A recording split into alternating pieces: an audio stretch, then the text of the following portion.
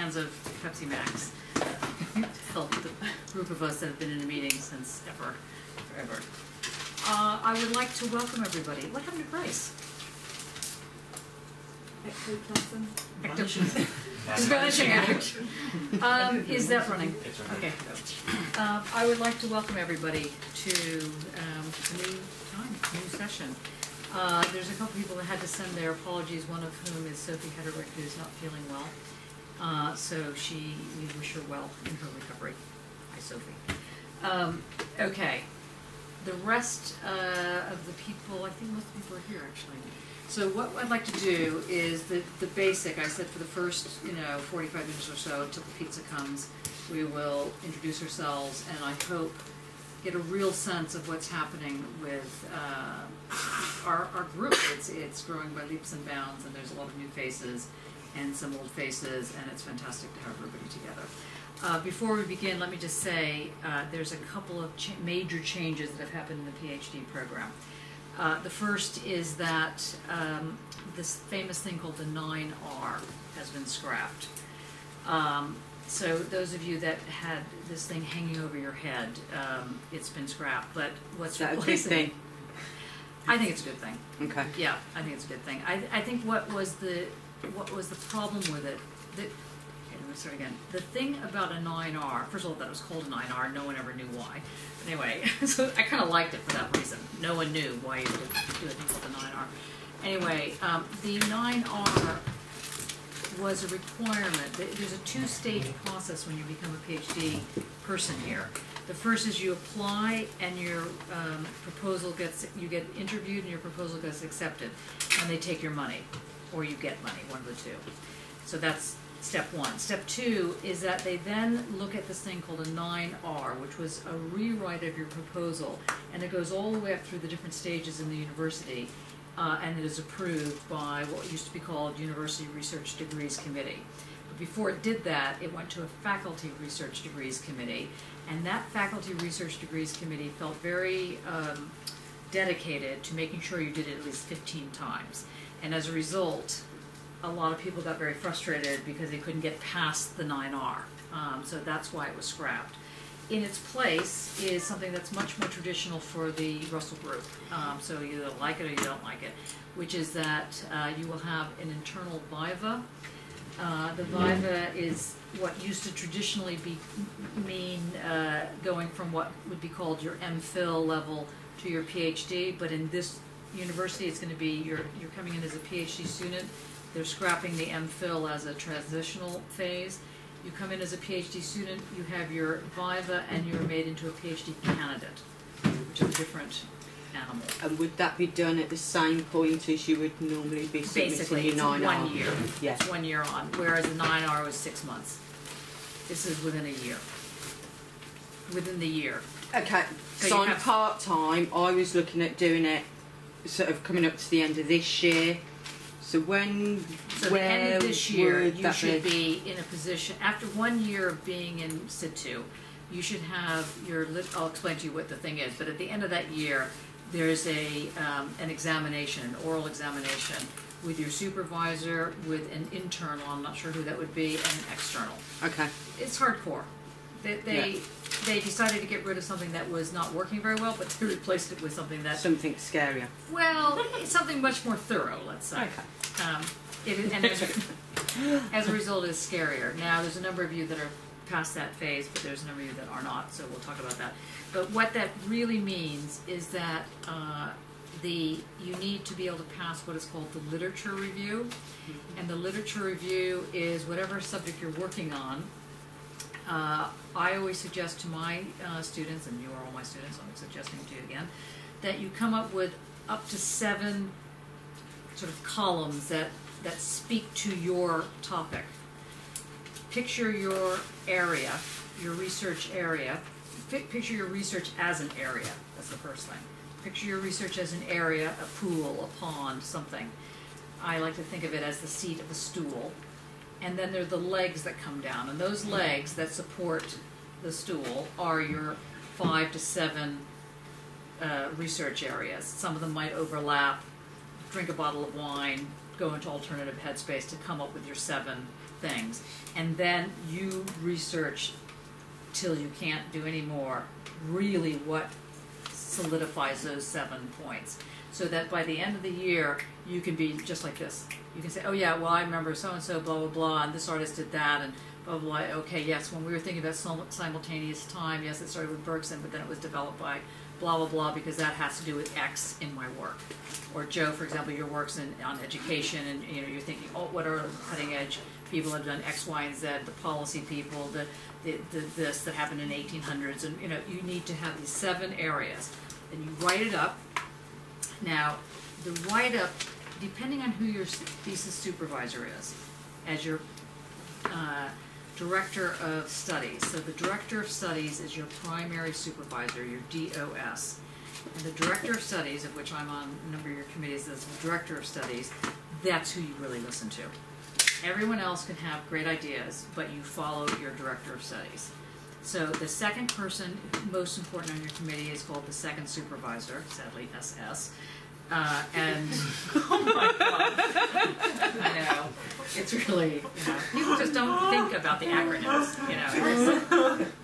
whatever. Anyway, and your second supervisor has a serious input, and sometimes they're co-supervisors. If your actual supervisor hasn't done very many supervisions, then often the second supervisor is secretly the first supervisor, but that's not mainly the case in a lot of these situations, so just remember that. The second supervisor can give you a lot of tips and this and that, but if they conflict with the director of studies, which they could, then you ignore them, okay? Unless the second supervisor has a personality disorder, in which case you ignore them in a very nice way. But the thing about a PhD is that it is a real mind. About you, do you have any of those disorders? No, none. My way or the highway. It's very easy. Okay. Now the whole task of the PhD is a very different journey than anything else you will have ever done or possibly will ever do. This is for good and for bad. Okay, it is a very different experience. The PhD requires you to change yourself while you're also doing your work. Now, everything else also does this, so it's not like that's not new, but it does it in a way that makes you feel stupid 99% of the time. And so at some point, while you still can remember that you're intelligent, go out, men and women and trans people and whoever else is in this room, and grab some red lipstick and write on the inside of the refrigerator or wherever you often go, I am intelligent. Okay? And every now and then when you need to look at it to remind yourself, some fool wrote this, just do it, because you will forget. If you don't forget, you're not doing your PhD right. Okay, so you will think that you have written crap. Now, probably you have written crap, but it doesn't help that you then beat yourself up about it. Maybe we already lost one. Just kidding. Okay, it's a very tough, it's a mind game, the PhD, and be prepared to play it. It takes no prisoners, so you either step up to the plate or you don't. So that's the first thing. The second thing is that, like I said, the committees are always a little bit of a minefield. The less supervisors you have, the better. Obviously, you have to have more than one. You have to have at least 2. 3 is really the max. Anything beyond that, and you'll end up having a soup for a PhD. And a lot of people who fail their vivas at the end fail because they've changed their PhD supervisors a zillion times. So try to keep this structure in mind. And now that they have the this viva at the end of the 1 year. So if you're doing a part-time, it's end of 2 years. If you're doing full-time, it's the end of the year, and you get upgraded in sort of a non-ceremony. So it's like completely, it gets you used to what's going to happen when you get your PhD, when you finally worked your fingers to the bone, and they go, that's great, now you're unemployed. Okay, so it's the same kind of anticlimax, except even less so. There's not even a celebration. Okay, so you get to this point. Usually, let's put it like this. I haven't seen the actual code conduct and regulations for this, so I'm not sure if there's actual page numbers for this. But you normally need around between 80 and 100 pages for your literature review, so think about it in that way. Now, if that means that you need, that your literature review can, of course, be in images, so just try and translate that. Or it can be in sound, so just try and translate that. So it's that kind of scenario, but that's your marker.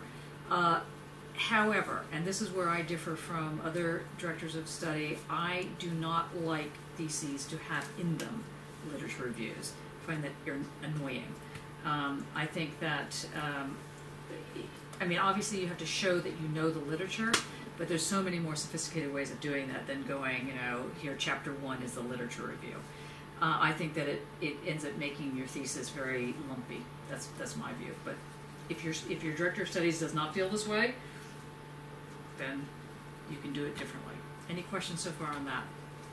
So just to remember, so your literature review, your 100 pages, and in Ivy League or what do you call it, Russell Group environments, it's 100 pages plus an article that's been peer reviewed, published, or a paper that you've been invited to give.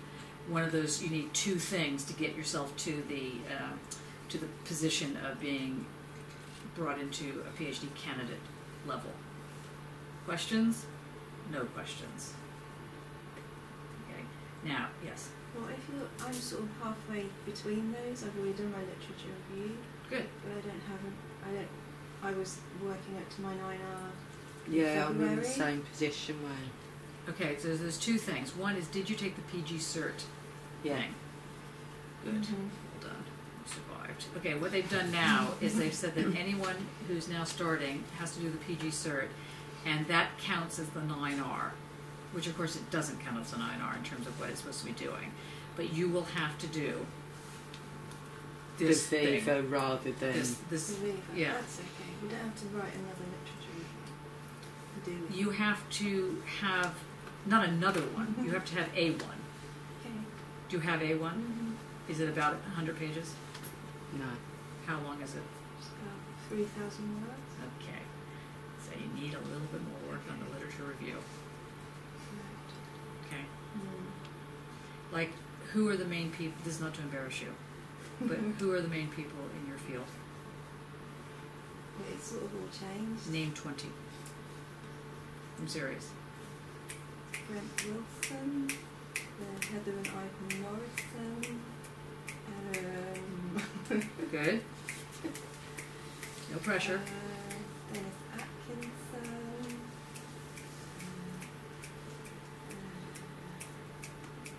You're good, though. This is good, considering you're not prepared for it.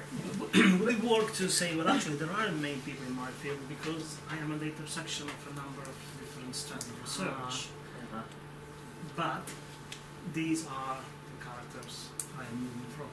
Yes, that's what it is. So the moving from group. Yes. Okay. Any other questions? That was very good, though. Excellent. Well done. You didn't blink. Obviously dealt with being a teacher before. It's depressed, yeah, so it's like no reaction. Okay, so you need to be able to really know your stuff. That's what that basically means. Okay, the second thing you need to understand about a PhD is that you have to be presenting an original contribution to the field. Now, there are 2 types of original contributions to the field. There is the type that no one has ever thought of in the entire world, and you are inventing it for the first time ever. Okay, probably this is not going to happen, and don't get depressed if you haven't come up with something. Okay, because not everybody writes, you know, the inequality in the discourses like Rousseau did when he was 24, just off the top of his head as an exam answer to a question. Okay, so get by that. Okay, not everybody invents quantum physics or thinks about relativity in some sort of completely unique way. It's not what it means. Though if you happen to do that, great, because that is an original contribution to the field. The other version of the original contribution to the field is that you know the entire landscape of who went before you, who's lateral to what you're thinking about, who could possibly be going in the direction you're going in, and you put it together in a way that no one else has done before. That's usually what it is. That's the original contribution. Any questions on that? Good. How easy is this? Now, the other thing is that, like I said, there will be a lot of great highs and fantastic things about your PhD, but there will be difficulties too. If you find that you need to take time out, come see me or come see your director of studies. If it happens to be the same person, that's very easy. Because the clock is ticking, and it continues ticking until you say, I need to stop the clock for just a little bit. So if you find that, especially the people that are in the last year, third year, if you find that the clock is ticking way too fast and you're going, ah, it can be stopped. It can be interrupted. That can happen. It's doable. Okay, so nobody has a nervous breakdown on my watch. Okay, so you end up taking a break because it gets under your skin. It's a weird animal, the PhD. Okay, and if you don't realize you need a break, so you work because you keep thinking, well, I really don't need a break. You know, I can do it, and you get there, and then the clock ends, and you're still not quite finished. Okay, then you can still get a break. You can still have a break. It's called an extension. So one is an interruption, and the other is an extension. And you can use one or the other. Now, as I've said repeatedly, to do a proper PhD takes 7 years, full time. That they have now argued that it takes 4 years, or in fact 3 years plus a write-up year, is only because of money. Things are only ever because of money often. You know, so do not think that you are stupid because you haven't finished within the prescribed insane time period that is set for you. Just take time out because it will take everything you have. So that's my upbeat discussion. Any questions so far? No? Great. Next set of things you need to understand. You should, if you are a full-time student, you should be meeting with your supervisor on a one-to-one, probably at least once a month, if not twice a month. And you should be meeting with your committee once a month, with the full committee.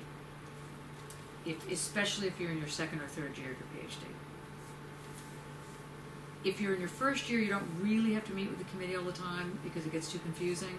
So you just meet with your main supervisor. Now, one of the reasons we have this course, the PhD Research Methods Seminar, is because it allows you to put a marker in the ocean. It just organizes your time a little bit, and it just reminds you, oh yes, there are other people suffering, and we're all going to be looking at something that may or may not seem to be directly dealing with your thesis, but it will have some resonance, and everyone's expected to bring things about their thesis to the table. Okay, so that's the other thing. Mattia? Question? No. Okay. Questions? Anybody have questions? Okay. Finally, for those of you that are finishing your MAs, and a couple of you in this room, and or have finished your MA and you want to do your PhD, some of you will be applying for the AHRC PhD awards. They are very difficult to get, but if you don't apply, you're definitely not going to get them. It's one of those kind of things. So start now. The applications are due in at the end of January. You need to be accepted into this university by November. And you need to speak to myself or Henry Rogers, because we're the two that are running it out of the school. And finally, the school itself has changed its name. It is no longer the School of Art. It is now Birmingham School of Art. Is that official now? Yes. Well, it's semi-official. It's official in this room? No, it's more than that. It just, they've made it official all the way up, including to VC's level, but it hasn't gone onto the masthead yet. Yeah. So don't have a nervous breakdown when you go to the website and go, oh wow, it's not caught up with 2010. Okay, because the website is very far behind, but it is Birmingham School of Art. Part of that has to do with recognizing that it's the school that is actually at the world-class level, and it's the school that they've devolved everything. They've dissolved Birmingham Institute for Art and Design, and they've instead put in its place Arts, Design, Media. So that's the new faculty. But basically that faculty name is not meant anything other than an administrative name. So it is Birmingham School of Art, BCU if you need to write the address. And I guess second last thing is that the Center for Fine Art Research is still alive and kicking. We have several centers of excellence within it. The one has to do with public art. It's being run by Dan Hinchcliffe. It includes anybody who's doing work that would involve, I don't know, doing like outside work, landscape work that you're literally trying to bring it to the public, bring the public to the work, this kind of thing. You could fit into this, this Center of Excellence. There is the Center for the Contemporary Chinese Visual Arts Center of Excellence. That's run by Joshua Jiang, and right now he's not here because he's in Manchester dealing with the Triennale that's connected with the Guangzhou province. I can never say that right, so I apologize. And Manchester and Birmingham. There is what I've now called our group. Well, it's not necessarily this group, but it's what kind of work that I'm leading, which is Radical Matter. So it's the Center for Excellence of Radical Matter, and it's we may figure out to add the word art and philosophy in that title, but I haven't quite. I just like Radical Matter, so at the moment that's where it's sitting. There is Ars Erotica and the Queering of Sense section. There is one in photography called Artists Using Photography. And there's one in design called Speculative Design and Art, run by Steve Bulcock. And there is one in art education and art history. It's run by Sue May, and Carol Wilde is involved with it. So these are the 7 structures. So sort of watch this space. Dan Warello is the CFAR research assistant, and both Dan and Mattia are Dan. I just forgot the E. Yeah. Sorry about that. Dane. Hello. Sorry, Dane and Mattia. I always say your name wrong too, don't I? Sometimes I say Matthias. Is fine. Yeah. Sorry about that. I do apologize. Anyway, they're both the tutors for media for the MA Contemporary Philosophy and Aesthetics, and you're also doing some tutorial work with Mona on curatorial stuff. No, on BA Fine Art. Oh, BA Fine Art. And are you doing any tutoring now? MA Fine Art. Anybody else doing any tutoring? I'll be doing some work with BA Fine Art. BA Fine Art. MA Fine Art. MA Fine Art. MA Fine Art. Education? For education practice? And yeah, studies. And queer studies? Okay. Yeah, I have 2 fine art and 1 education. Okay. Great. Okay, just remember, however wonderful your taskmasters are, including myself, 6 hours or less. Do not go over your 6-hour thing. Very politely say, it's really lovely, thank you so much, but no. Okay, because otherwise you'll end up getting work too hard. Okay. Now, let us introduce ourselves. Okay, I'm obviously Johnny. I am trying to finish off a book. I've been trying to finish off now my whole life, it feels, but I'm getting closer. The Dirty Theory book, and that's what I'm doing right now. So that's me. I'm Jakob. I never know what to say. Well, You're always put on the spot. I know it's So, very hard. It's very hard.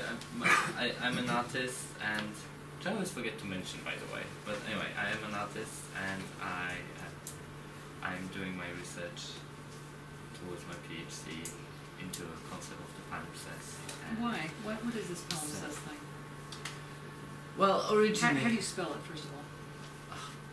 Palimpsest.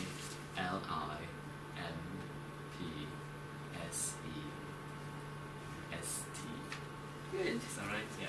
As opposed to palimpsest. Good.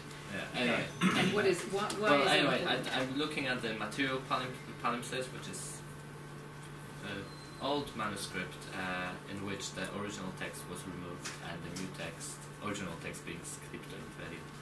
I like Latin, so lately I found many Latin things.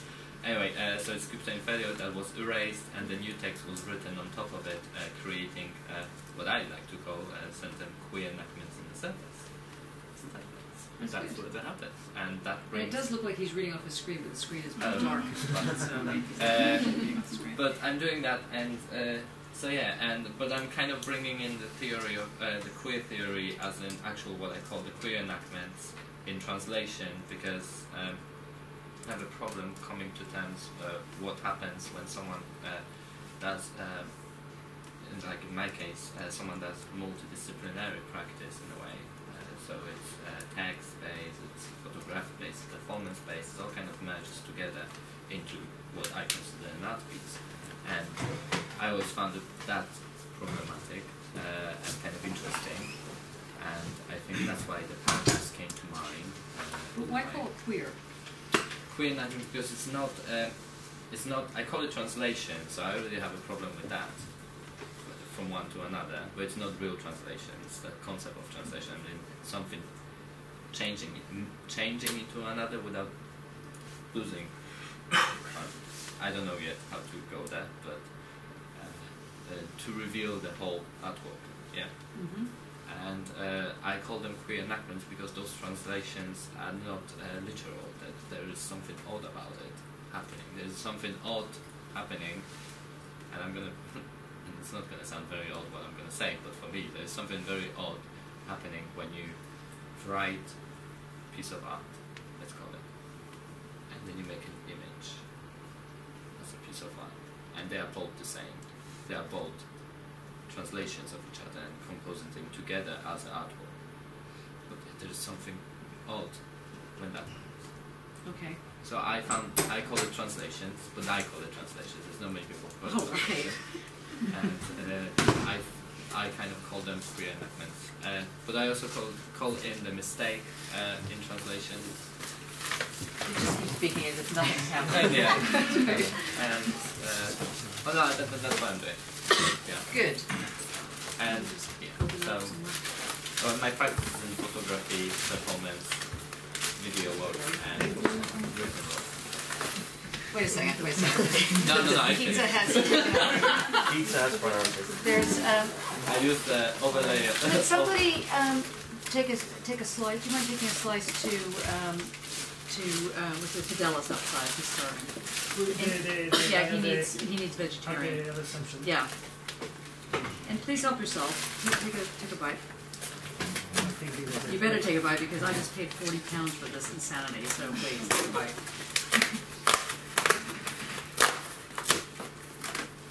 Of course, there are no napkins. That would be way too easy. But we do have roll somewhere.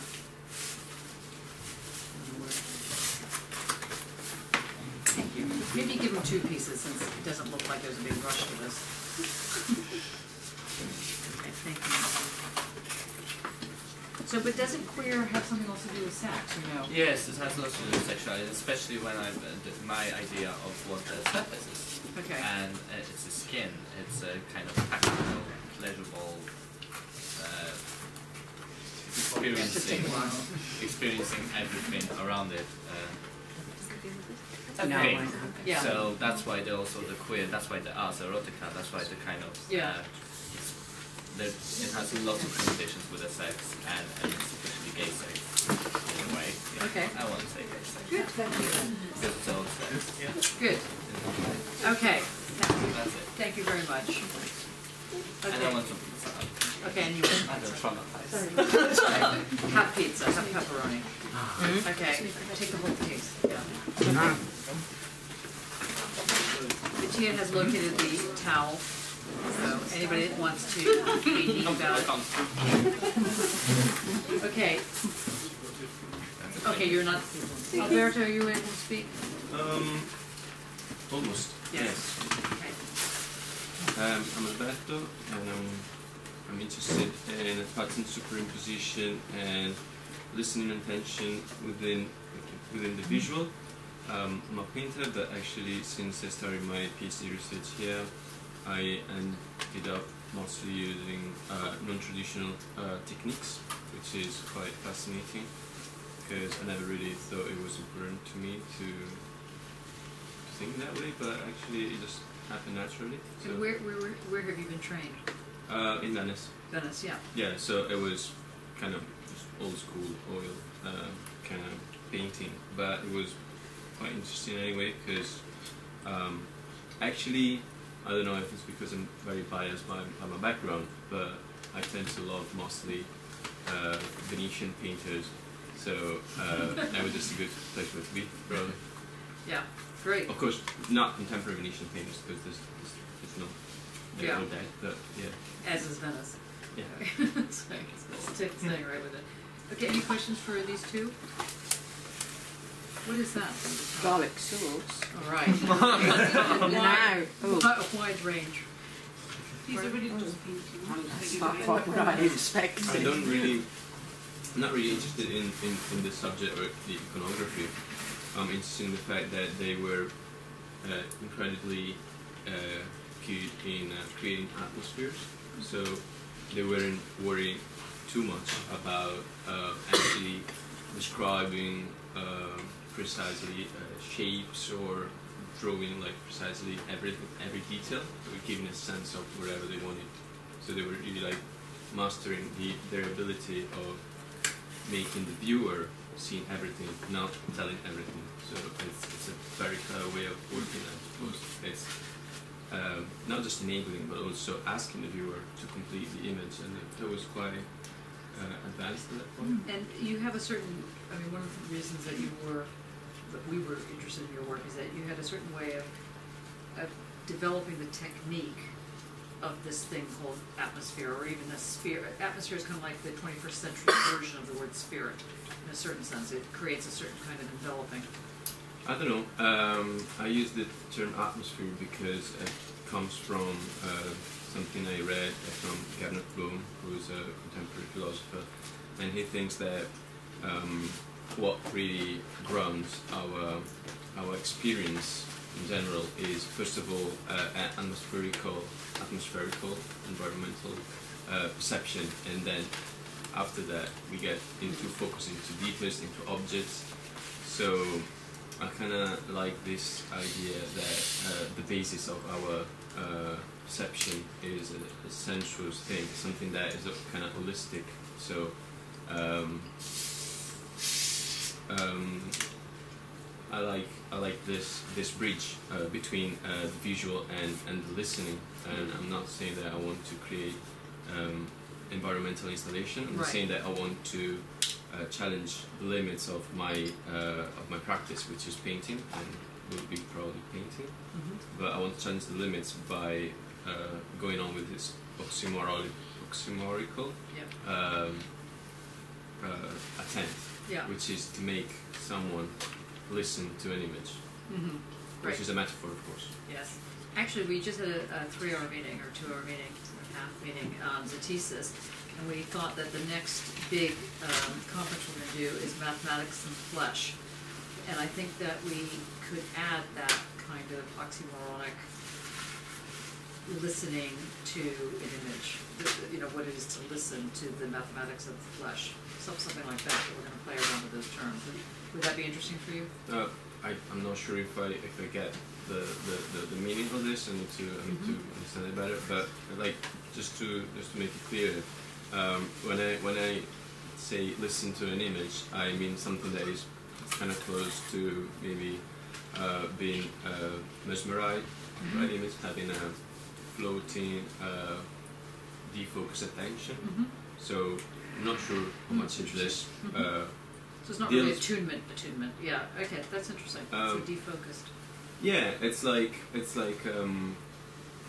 when a psychiatrist shouldn't probably, at least that's what I heard, focus too much into the details of the speech. Should listen with a floating attention in such a way to be more open to the multi-layered meaning of what he's receiving, he or she is receiving. Yeah. So again, a palimpsest kind of. Without it being a layer. Yeah. Kind of I know. We break down the layer thing. Well, I always work with layers, so it's just the only way I can think of anyways. Thank you. I'm Barnaby.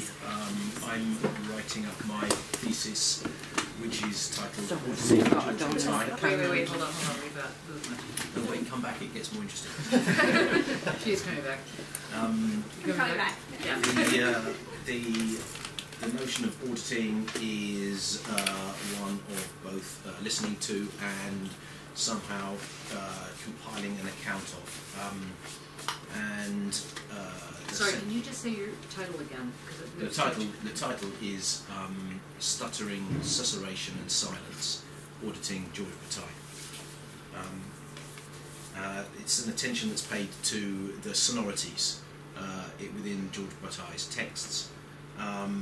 In particular, the deep listening of the modalities of language and their crossing of time and space, the structures that are implicit in the crossing of time and space, and the implications of structures towards notions of authority and to submission to authority. And who would be some of your main interlocutors? Well, mostly it's a regathering of the George Bataille commentariat, which principally exists in the kind of October grouping of writers or theorists, Krauss, Dennis Hollier, Michel Foucault, to a lesser extent, various others too. Then there's a kind of second order of gathering people like Michel Serres together, because they've effectively employed Bataillean tropes in listening to the body, listening to theory, and so it's really kind of gathering sort of cherry picking, I suppose, certain aspects of that, and gathering it together into a sort of meta theme, completely un-Bataillean. So, any questions so far for Barnaby, for Alberto, or Jakob? Notice you're going to learn the names. I've been very happy that time. It's so interesting. It's okay. It's okay. Okay, you can have some more pizza. Okay. My turn. My name is Mattia. I am working on something that has lost its title, but works along to... This is because you're third year. Yes. It works along two lines which I would call poetic and dimensionality.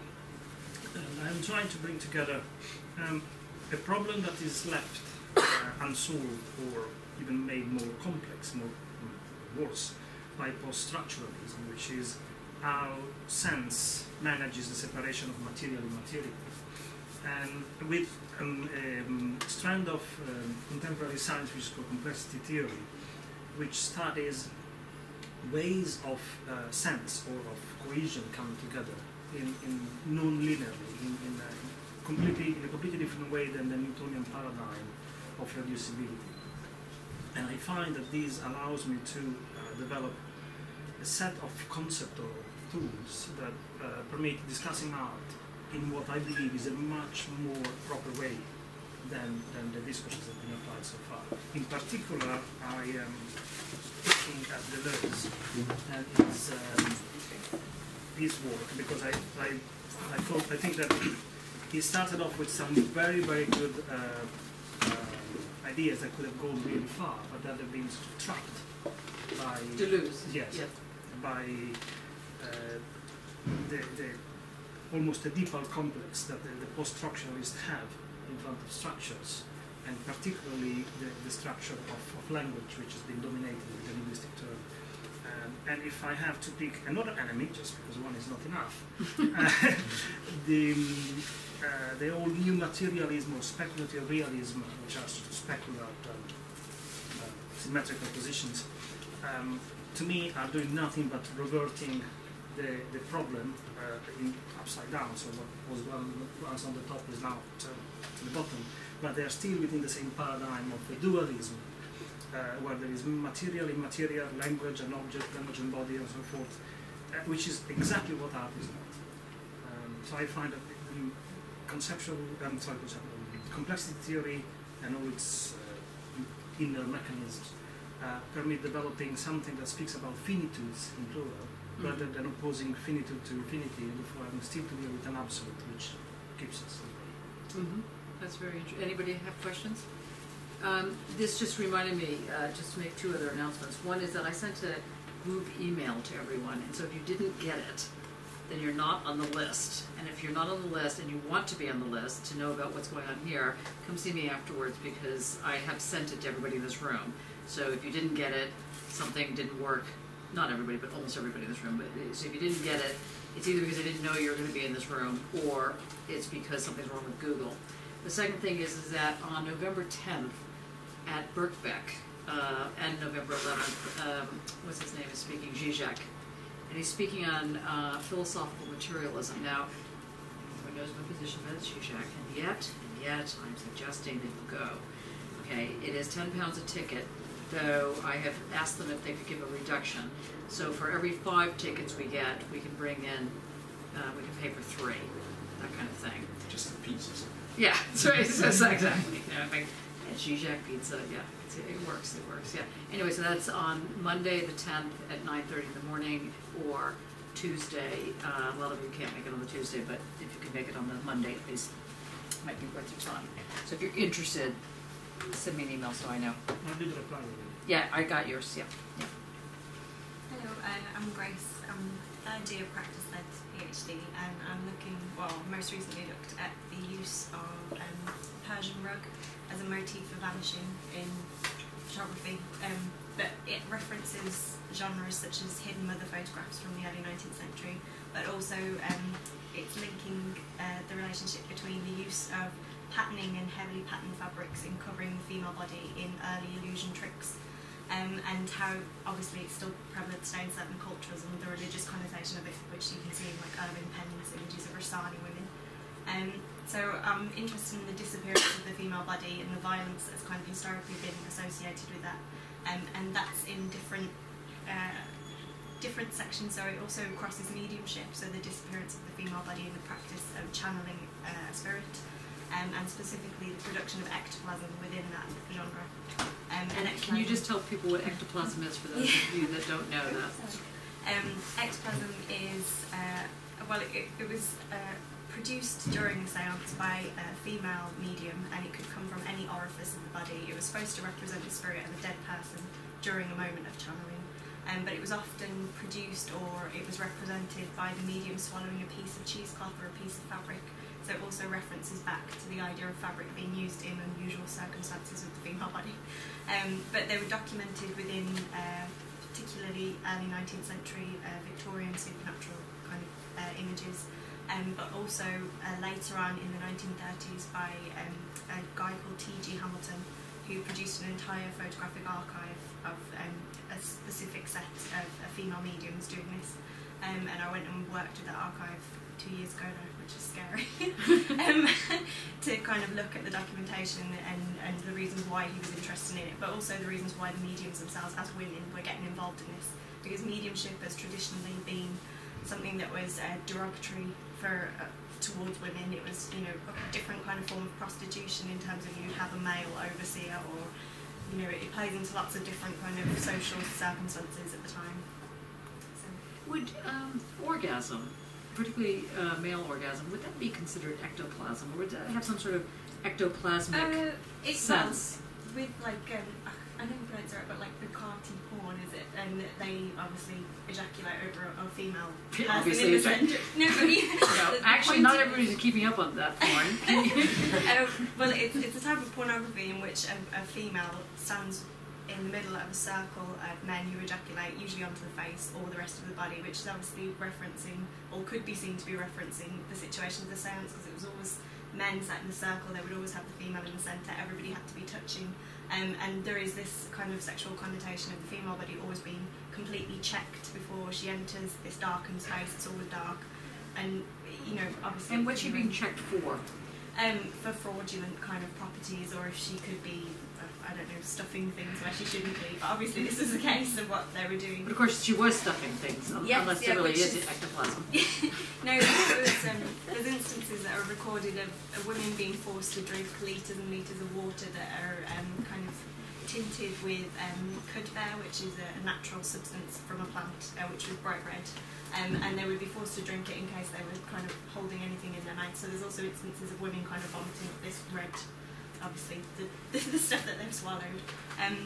But yeah, it was the people who were involved in it and who were doing the checking were often their kind of alternative pimp. So they would know that it was fraudulent and they wouldn't obviously let on if it was actually happening. And is that part of the thesis as well? Do you have the porn section in there? It's getting to it because I'm looking at the erotics of cloth and the covering of the body as well, and fetish, which I kind of mentioned before. So. Yeah. Can I just mention something because Yeah. I hate the fact that we're doing similar. Oh, really? I came across today. I'm sorry, it's just so hilarious that I kind of found it today. It's there is one researcher who writes about palimpsests of a memory. It's a very interesting way from 19th century. De Quincey, the guy who wrote the Confessions of an English Opium Smoker. Yeah. Yeah. He writes about also palimpsests. It's quite interesting. Well, kind of. No, it is But interesting. I came across, he had the book that he writes about palimpsests. He calls it, in Latin, but I have it in English, a size from the death. I kind of find it really interesting regarding That's porn very because interesting. right now I have note bring porn to book, you know, and I have Note note to here. self.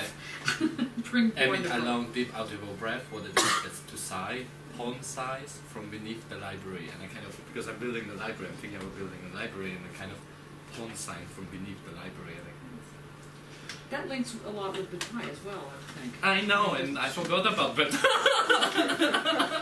It's all right, you're just beginning now. It's all right. It's right. It's right. Just starting out. See, I told you you're going to have a nervous breakdown. Sorry. Calm down, It's Jakob. all right, Jakob. Sorry, I have like too many coffees today and not enough food, and yeah. Do you want some more pizza? Oh no, I cannot anymore because. Because you've had 4 pieces. I'm trying to look sexy. That's right. Take a deep breath. That's right. Any other questions for Grace? Your Okay, turn. I'm C. I'm a new student here. I'm focused on the knitwear design. And before here, I'm working for a long time, and I found some problem in Chinese knitwear brand because knitwear brand is different other fashion brand. Is always before 3 decades they're very popular and they have very famous brand. But recently they moved in the rural area and there's the market very very strictly string. So I want to find a way to deal with this situation, but I'm not sure. But I recall you saying something quite political. Can you expand on the political side of what you were doing? I want to develop the image and design. The what in design? Knitwear. Knitwear. No. But was there something to do with the female body that you were dealing with? Maybe I'm wrong. I think it's Well, tell people what your background is. Introduce yourself. Because people don't know you, see. So tell them what brought you here. I'm MA studying here. Yes, but Yeah. how is it that you ended up in Birmingham, as opposed to New York or London? Birmingham. Yeah. Here I'm studying AD. Study my MA fashion design course. And, But you were walking down the street and someone said, "Come to Birmingham." No. How did you get here? Translate for her, please.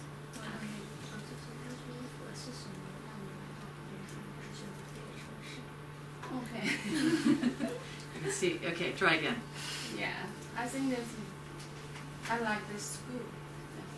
Okay. Yeah. See? Okay, we didn't get much farther, but we'll get there in the end. Okay. Yeah. Thanks, Sing.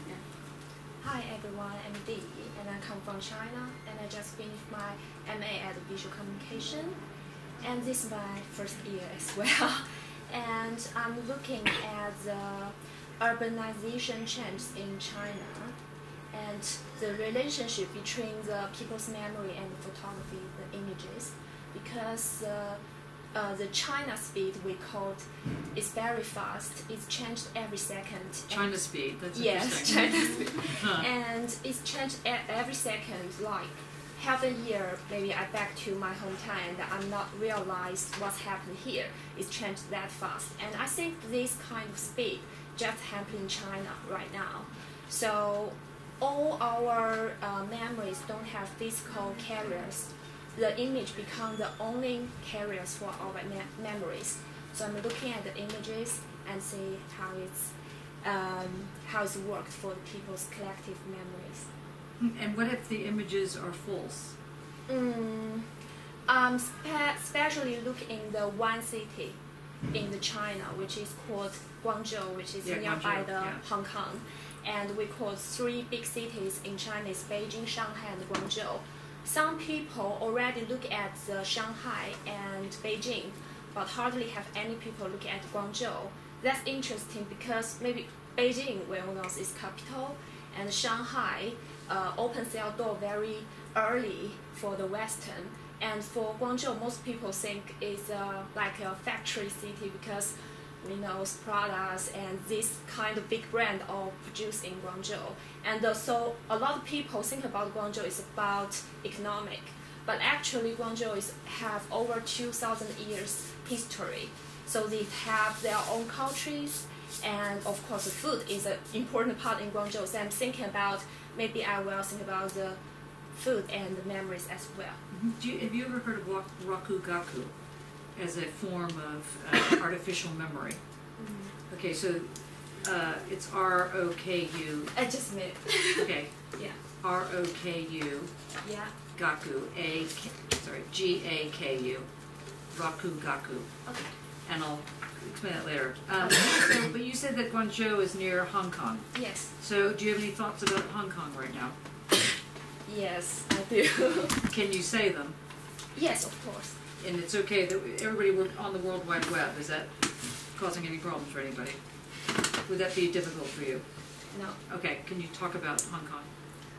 Hong Kong is very special, and for Hong Kong actually is very similar. Their culture and everything is very similar with Guangzhou because it's the same area, the south of China. The language is the same. We all speak Cantonese and Mandarin, of course. And the food is the same, culture is the same, background is the same. So the interesting is we look the same, but inside is different. Mm-hmm. They have very strong influence of course, UK.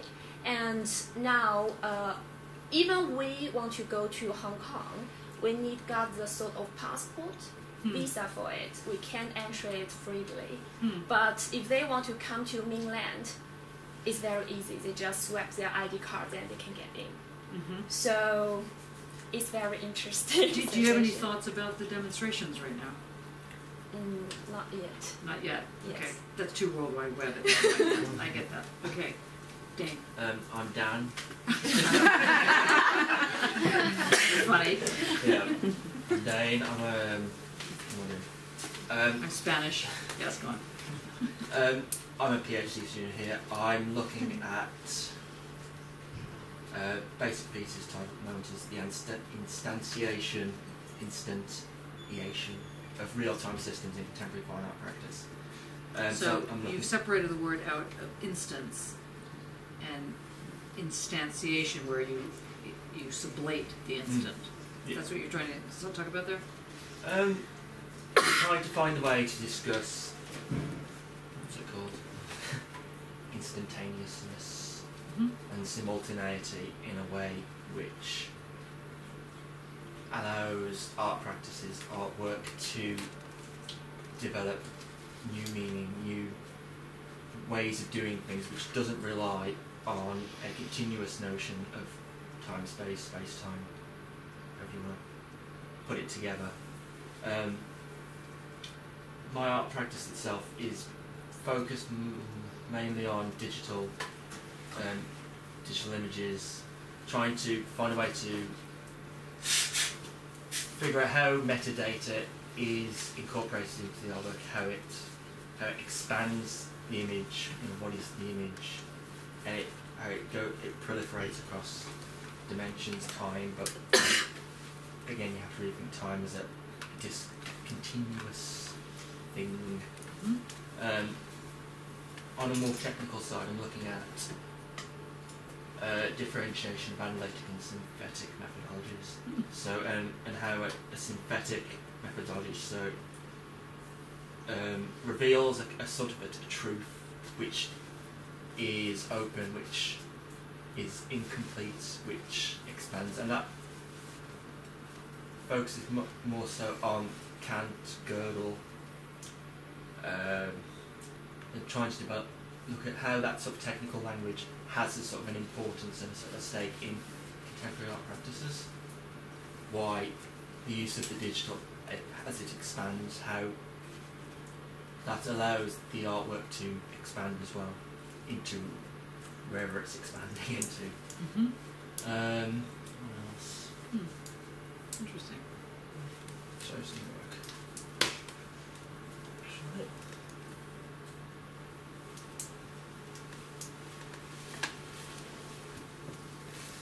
So you can see sort of what I'm working on at the moment.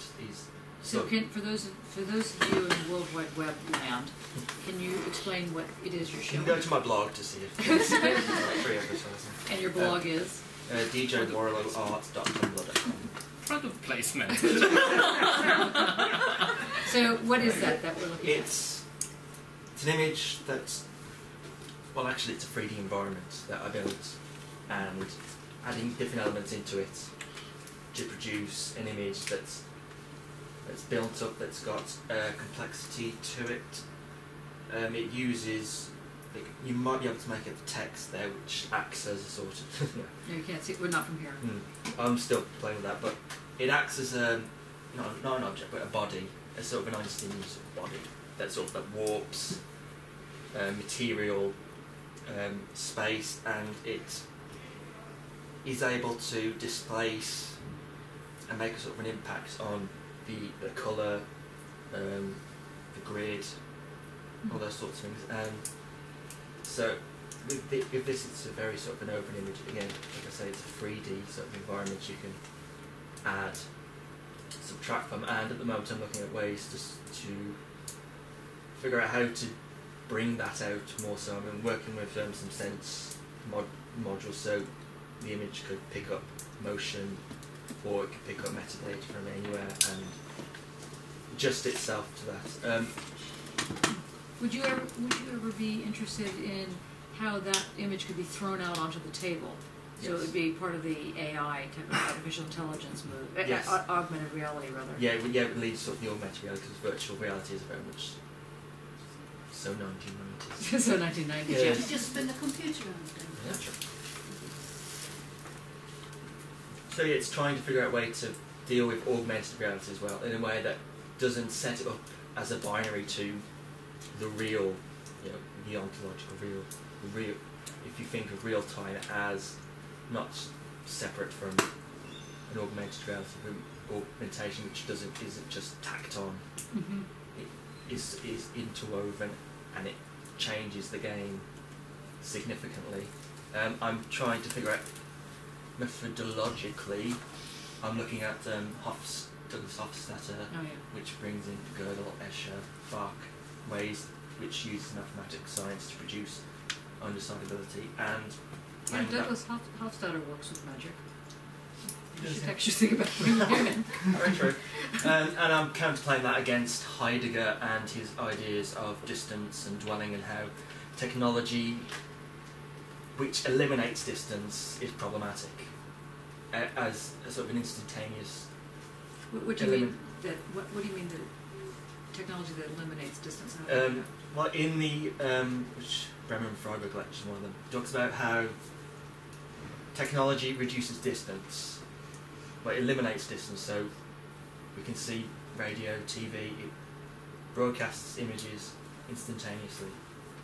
There's no real delay. There is a delay, but in all fairness, there is no delay. And what that does, it sets up a a very specific relationship to technology. It obliterates distance and it leaves no room for dwelling. It doesn't bring things in, it eliminates techno. Well, that's kind of like Chinatown. It's very similar, right? It doesn't leave any room for the dwelling. Exactly. So it's trying to figure out a way if the artwork has a sort of a techno to it, if it can reduce distance but not eliminate it. And it's finding a way for the artwork to do that rather than in a real time, which is different from a real time. Yeah, REAL time Yes. as opposed to REEL time. Yes. Right. No fishing. Yeah, no. So Interesting. That's about it, really. Well, there's more, but Any questions for Dane? The environment that you showed, that is that exists where, apart from the 2 dimensions on your laptop? it exists as a file. Right, and so it's a kind of, what you showed there is a visual representation of a snapshot of effectively an algorithm in space. Yep. Well, it's composed of a number of algorithms, so which alter the complexity, its tacticity. Is it one sort of meta algorithm, or are there different algorithms? Algoroids. That's good. A new word. Algorithma. Algorithms. That are adjacent to each other in 3-dimensional space. Yeah, they're adjacent to each other. Each body, as it were, has its own density, of complexity, of its own colour, its own ways of acting on everything else. And they share dimensional vectors?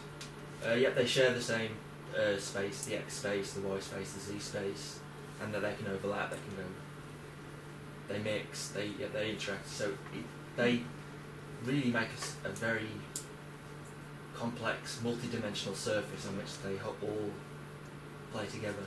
So in other words, the notion of the surface, which we've often in this class for a couple of years have been asking how deep is a surface, if it's a surface, it's putting the question incorrectly in the sense that you can't talk about depth or thickness. You can only talk about the complexity of the arrangements of the algorithms that create this sensibility or this tactility of the surface. Is that what you're basically saying? I think it's how does the algorithm make a sense? How does it bring in colour?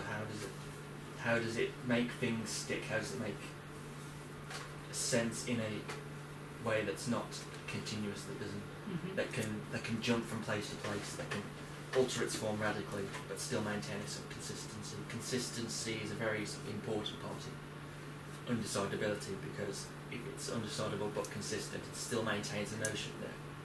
It still maintains a meaning to it. It can have meaning, it can generate meaning. Great. Any other questions for Dane? It's not a question, but recently I was looking at some photographs of brain scans where the scannee had been injected with certain dyes which affected neurological pathways when they were given certain tasks. Something which was not dissimilar but perhaps not quite as complex were firing up. I mean, for instance, they were given a pizza to eat, then certain kind of neurological pathways would show up and they'd be green, and to be able to map this out. But of course, all the pathways were sitting super adjacent in the overall brain mass, and yet they were very. None of them described the hemispheres or the 2 hemispheres of the brain, but they were firing up these kind of. So they were never troubling a surface, but they were firing up these pathways according to different sensate experiences. It just sort of reminded me of that. I think though it was much more colourful with the dyes. Okay, thanks. Hi, I'm Jo. I'm an artist and I teach in the school in East Northampton too. Which is where? But it's sort of between Northampton and Cambridge.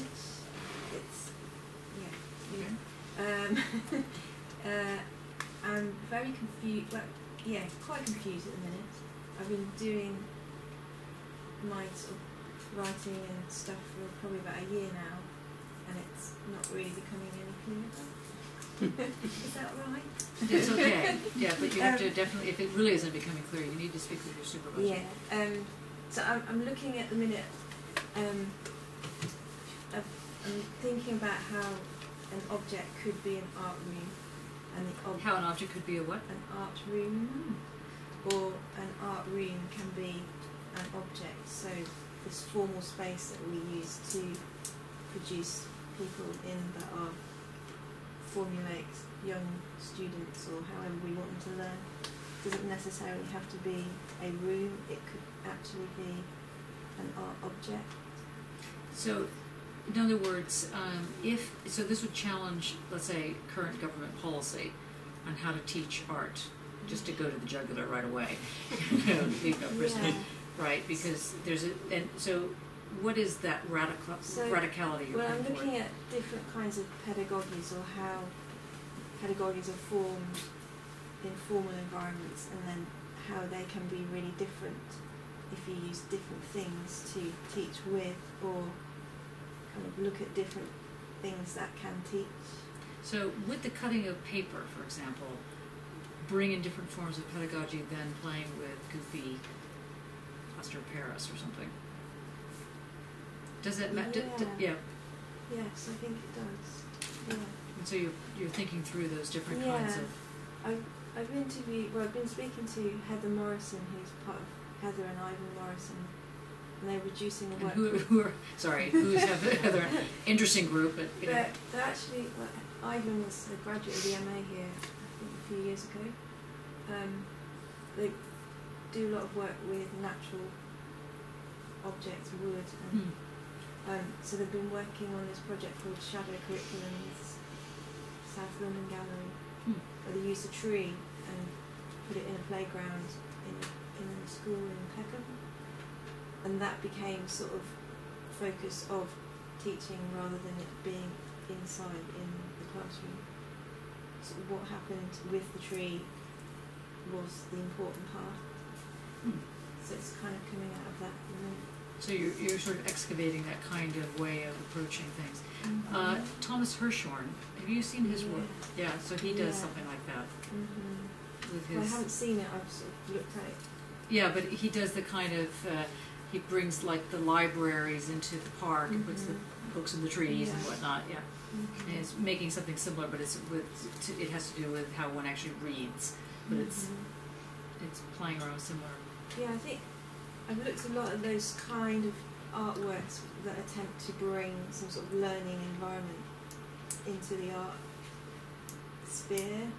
And do you think that the learning environment requires the body to learn, or it requires the body being engaged somehow? I think there's a lot of kind of tactile, kind of haptic stuff does go on. I think that's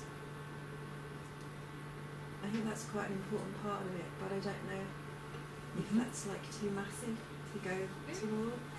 You know, it's kind of really. It's kind of like kind of going toward it. Yeah. Yeah. So that's where it is. Any questions for Joe? Don't worry that you don't know what you're doing yet. Next month. It's kind of, it comes in and out, and then 3 in the morning. Oh my god. Write something down, and then in the morning you just like, when you wake up again, you're like, really? Good drugs. Okay, thanks. I'm Jacqueline. I'm an artist and postdoc researcher. I finished my PhD here at CFAR last year, which examined a practice of non-representational writing, or you could say a poetic modality of language, in relation to non-representational painting, to see to what extent subjectivity can be articulated in abstract painting. And I haven't thought about this for a long time. But that was very good. That's a good sign. Yeah, and can you at least describe some of your artworks that went with that? Yeah, my artwork is painting, but I wouldn't call myself a painter or say I'm Why not? I'd say I make paintings, and they are not in the conventional sense of something being stretched on a canvas, but spatialities perhaps that exist amidst a sort of interrelation between writing and painting, if they can really be separated, or the textual and the painterly. The sort of sensuous affects of materiality, performativity, the performative sort of utterances in painting, and they take the forms of textilations, book paintings, also Textilations, paint that's another word that's new for sculptations, today. where I use pigment with medium, but the medium is latex or vinyl or wax, which Gay has helped me over the past few years. And they're usually within the space or suspended within the space, so you encounter it probably quite haptically, and you have to sort of navigate around the work. Great. Any questions for Jacqueline? Do you like to be called Jackie or Jacqueline? I've been a Jacqueline. Jacqueline. Okay. Hello, I'm a practice-led researcher. And your name is? And my name is the starting point for it, which is Gay Place. And that really is your name? That really is, honestly, definitely, absolutely who I am. It's been quite an interesting journey. I've not always been Gay Place. I have been gay on and off for a little while, but I've also been known as under another name as well. But as I say, that is the starting point for my work as an artist. I'm interested in my practice is generally quite sculptural. I'm interested in materiality around the body and how that is represented. But going back to the name thing, I am interested in this notion of identity as an artist and how that works whilst you're making art within sort of the culture that we live in, and how that can be quite precarious as well. But then that's balanced with my own practice and looking at other people's practice and how that's mediated, how that's understood and how that's experienced. So who would you name as some of your interlocutors or people that you are influenced by? Well, as the progression of identity, obviously I've been looking at people like Judith Butler, Michel Foucault. Going through that sort of series, I've ended up with people like Catherine Hales, Rosie Bradotti, who else? Donna Haraway, obviously, and looking at that sort of post-human notion of where we are situated now within the world when we've got sort of past that postmodern crisis that we were all having, and we've all maybe not quite decided who we are or where we are. It's sort of seeing how that develops and where that goes is the sort of thing I think I'm interested in. I'm very early in my research. I'm in a similar position to Jo.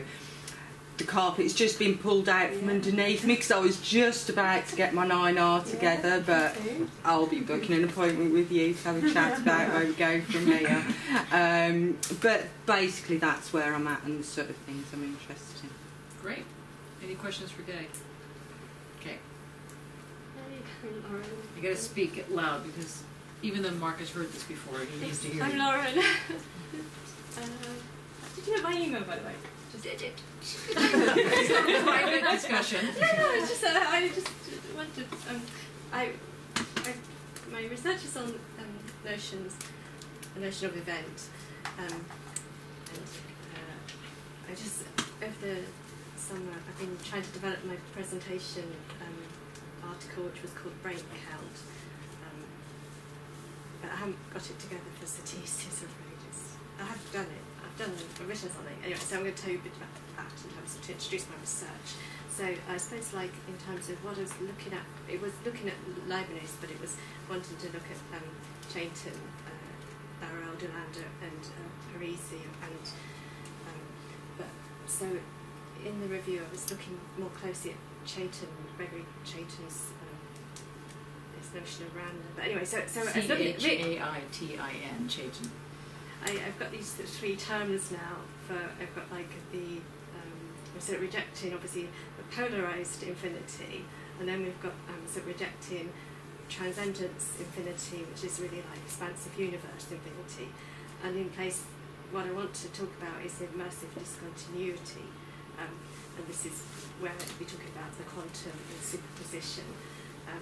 That was similar to what Dane was saying about 3D. Yeah, it connects with what you were saying a lot. I mean, I suppose what came out of the conference for me was this sort of rather exploded, and I can get rather explosive sometimes when people say things. I just say, I sort of respond too aggressively back. So, but this was just such an annoying thing. Somebody said it was like, kind of, oh, the world is just a simulation. This was a good way of looking at things. Yeah, so just like really problematic. This conference that you're referring to. Oh, this is like after our conference, the conference twice upon a time in the like after drinking in the evening. So somebody announces to me that the world is just a simulation. I'm like, you can't say that. Wow, animated Lauren. Which is good. Not the way to respond, and I have to learn not to do that. I have to sort of, Well, no, I think Yeah, really, no, I think perfectly acceptable. I think this is quite good. So anyway, so then I decided it was so good to like go through the arguments in this article that I'm writing. So I've tried to sort of talk about that more in terms of I mean, obviously the construct of a world, but obviously the construct of reducing something to a simulation, how that relates to these questions of infinity or discontinuity, what you're doing in that, what's lost, what can be lost in that move, and what's at stake in that. So, been working through that. One thing is, I mean, in terms of what I haven't read the Hofstad-Douglas yet, but and I want to, in terms of, I'm thinking about the geometry entirely, and dimensionality we were talking about more last term, but I want to get my head around like the Penrose guy, because he's Italian. Roger Penrose. Yeah, Yeah. And I was going to ask you how his maths maybe related to the Douglas. I don't know whether you've looked into that. Don't answer that yet. Just continue on your. And then what I was when I was trying to. Still working on this article that I can't get together for the submission, but anyways, I had this nice thought about last term I was talking in class about how if you imagine a square rotating in all directions, it creates a sphere, so like supersymmetry. It's how this relates to superposition. But then when I was so in terms of these infinities, so the polarized infinity is when you think of a segment, a line segment. So there's these limits. But the transcendence infinity, or this expansive universe infinity, when I think of that in terms of a geometry, I like to think of that, visualise that as the 3D cone kind of scenario. And then the immersive discontinuity, visualising that in a geometry would be the rotating square and sphere, and the coherence of and that the coherences that it can manifest is what allows things to be on and off at the same time and get into this quantum zone. But anyway, so what I was thinking about was, if you had a square rotated, would it put a red line on, like, round the circle of the sphere? Do you mean a square or do you mean a cube? Well, I then decided that I wanted the square to be of no thickness, because otherwise it would immediately lose this thing that I was trying to do, which is to get into this vectorial aspect. So really a square with no thickness is always like kind of like two vectors coming to a point. There's a sort of infinity point there. So as soon as you make it into like a square which has got thickness and rotated, then you would have a red line going around the circle, but it wouldn't be a perfect circle. But anyway, I was just sort of, I've been trying to think about how you can visualise these things with geometry, but also because I don't like, another thing that really annoyed me last year was this idea that all maths gets reduced to representation, and I think like working in maths can speak of this other sort of quantum zone it doesn't all reduce to representation. So I don't. So it was. But that's why we. But then that's the problem with simulation, because some maths in simulation does work with the data in a way that it sort of closes it back off. So in short, what you're thinking about is the way in which the virtual has been superseded or never was very useful anyway, and instead what you're talking about is the way in which the spectral ends up having some kind of tacticity, which is, let's say, fleshy in a certain sense, even though it doesn't exist in real time. Well, I think like the I think it depends what we're saying with the virtual, because I think Deleuze's notion of the virtual does speak of this superposition. Yes. So I would argue that rather than the word virtual in that sense. The way in which virtual reality is taken on, it's a different. Yeah, rather than sort of reducing it to like the simulation where it sort of creates a sort of synthesis of data, whereas in fact you've got this square with no thickness. And I just want, now for those of you that are completely depressed about what Lauren has said because they have not understood more or less any of it, don't worry, because it does make sense and you will understand it at some point. Okay? So it's quite interesting what it is you're trying to play with. But I know people are a little bit tired, so we're going to move on, unless you have questions. Other questions for Lauren? Well, I'll discuss it later. Okay, we'll get there, yeah. Don't ask me about the difference. The old fights come back, yes. Hello, I'm Mariam, and just started my PhD after my MA, and I'm doing 6 different fields. I did my MA, and my work is, well, doing my PhD in jewellery, and I work with... Sorry. Everybody relax. And I work with edible materials, and I question what it would be like to cook jewellery and using the kitchen as a sort of new, as a laboratory, new environment to produce jewellery and or kind of raw material that can be used in jewellery. So you're thinking about the relationship of an edible adornment. And not necessarily. No, it's more about ingredients rather than food. Oh, so do you work with Rachel Coley at all? Not yet. Not yet. But you know her work. Yeah. With using blood in the. Would you be interested in using blood? I mean, edible in a very wide sense of edible. Yes, Was she the one who did the beef brooches? Yeah, that's right. Yeah. Beef brooches. Yeah, but the material is really important. Right now it's more about sort of materials that are culturally important to us. Which are what? Like bread and rice. Bread and rice. Yeah. Onions. Onions, lovely. And what brought you here? Well, I did jewellery, studied in Royal College of Art, and then I had a bad reputation here. You got a bad reputation? No. I had a bad reputation. Oh, I see. Okay, right. Of the college. So Right. Yeah, and also for the 3D printing and technology in Geelong myself. Yeah. Good. Welcome. Any questions for Miriam? Okay. No, but I'm interested to see how your materiality develops as you go along, because I sort of work with materials quite a lot now. I'm just really curious. Actually, isn't there a new textile person here? Yes, Taryn Cockshaw. She works here Thursdays and Fridays, I think. She's a bit like that at the moment, just because she's covering for. I mean, hiding. Yeah. Well, she works at Bourneville as well, Oh, I so see. she's Oh, is coming that over right? a couple of days a week. But her days are changing depending on what workshops need doing, that sort of thing. But once she's settled into it, she's here Thursdays and Fridays. And there's also a new technician, whose name I also don't know, who works with photography. Luke Pritchard, I believe it is.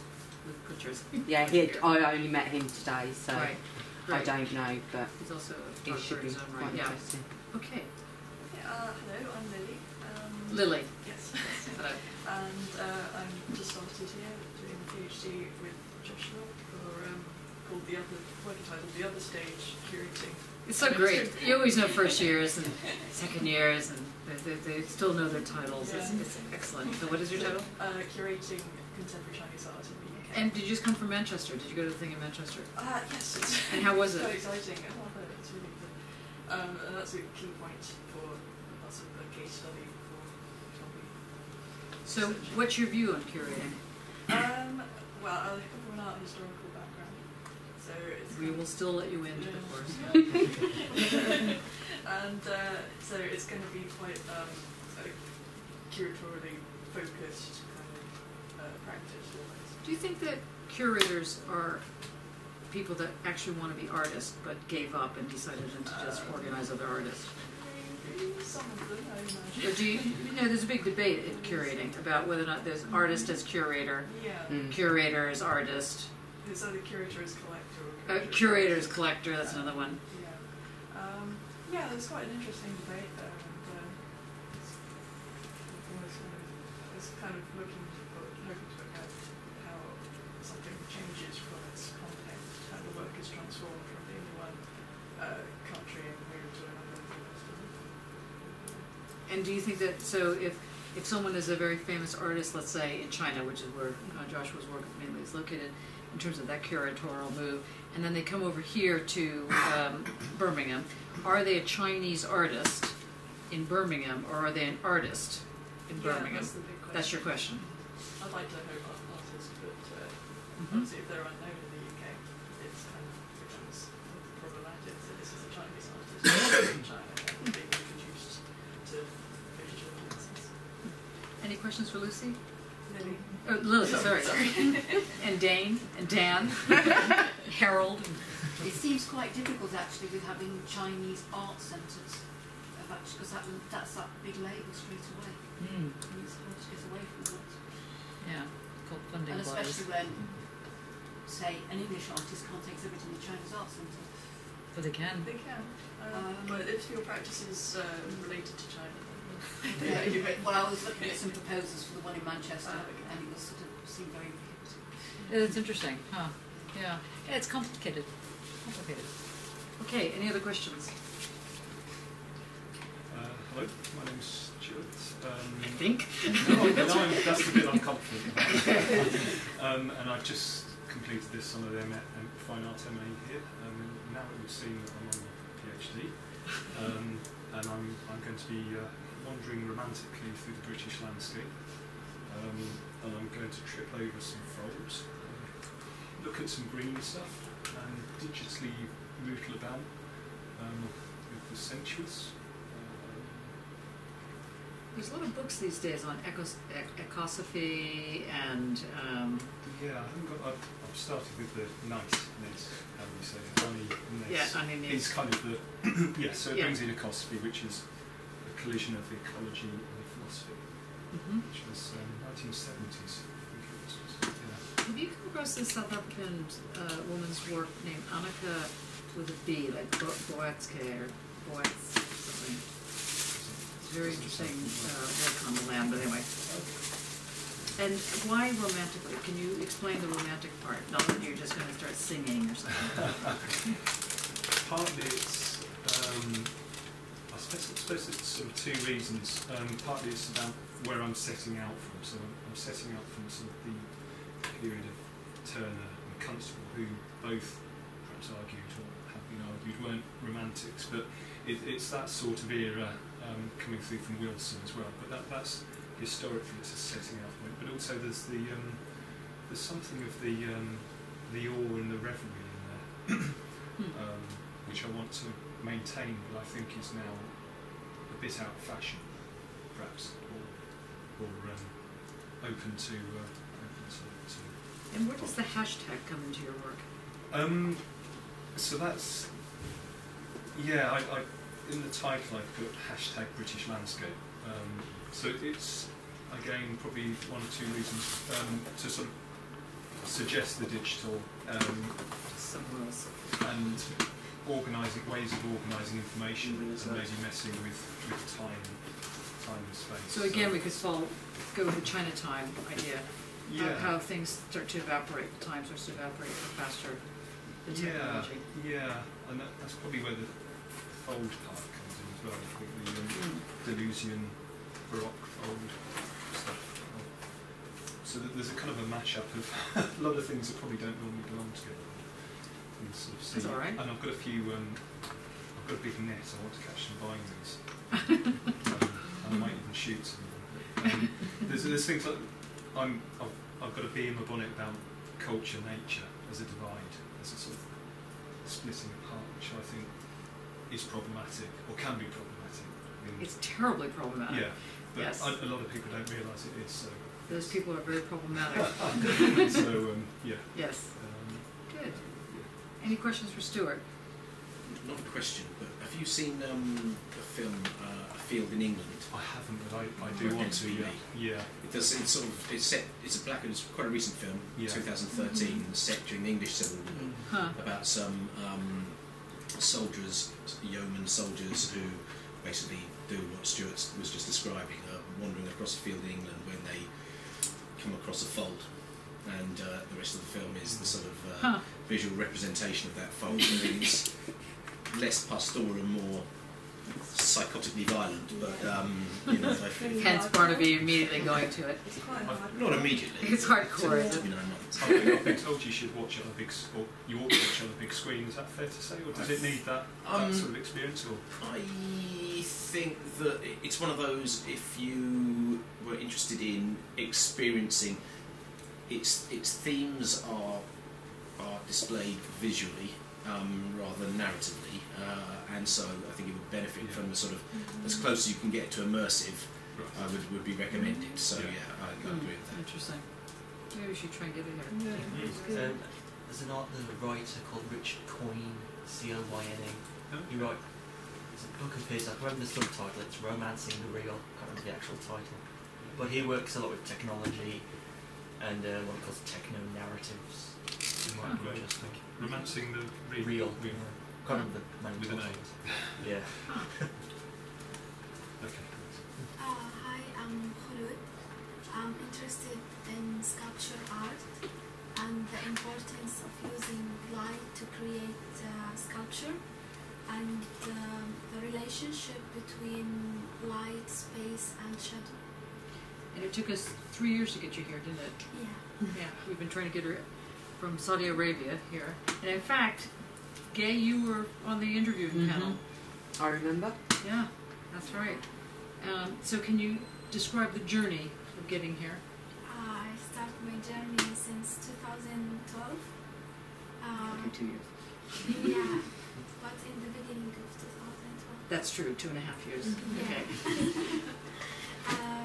Because I work in College of Art and Design in Saudi Arabia, and we have the college want to open a new department for sculpture art because we don't have like an academic field sculpture art.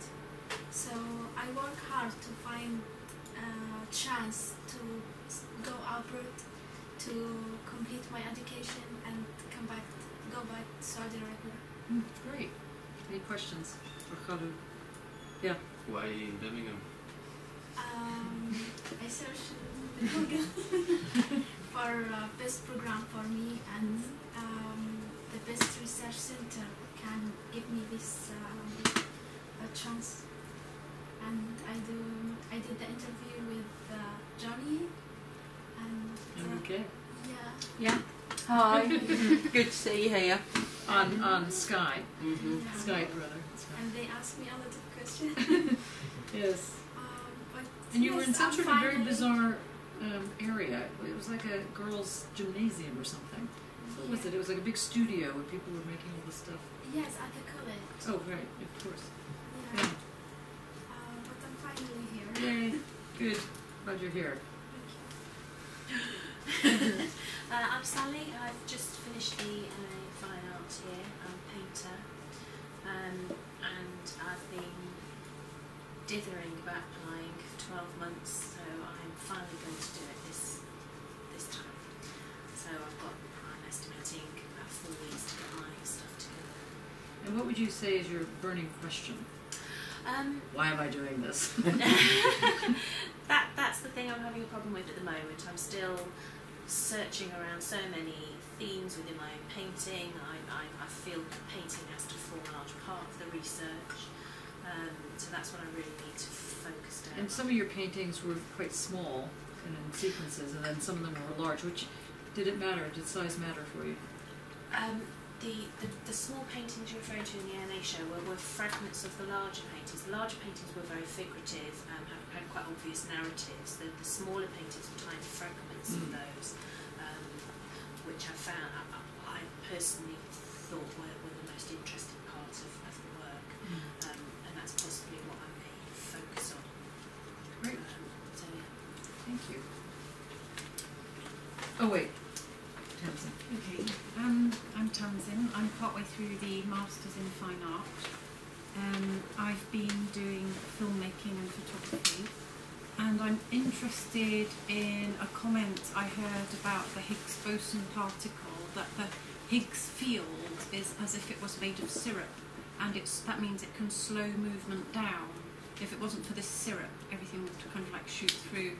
So I'm interested in kind of accessing, sensuously inhabiting this syrup through slowing down in Chinatown. So I've been, in the films I've been doing, I've been slowing down the temporality to about a quarter, and looking at fabric moving, sensuously moving in water as kind of indexical of the different turbulences and currents that are just naturally, invisibly present in the water. Good. That's about it. Yeah, that's good. So I can have something for you. That's right. There is erotic cloth call-out, which is Erotic cloth call-out. It's basically a colloquium on erotic cloth, seduction and fetishism. Can you forward it to me? I'm writing, trying to submit for it over in Zanjia message, because if you're talking about the fold of the water and the cloth of the water, I find that would be. I wonder if it'd be relevant for Grace as well. Yeah, in fact, why don't you forward it to the group? Yeah, just, you know, hopefully this list works. And before we go to Mark, let's go to Chris, because we don't want to end up on Chris, because you're very new here. So let's start with you. Okay, my name's Chris.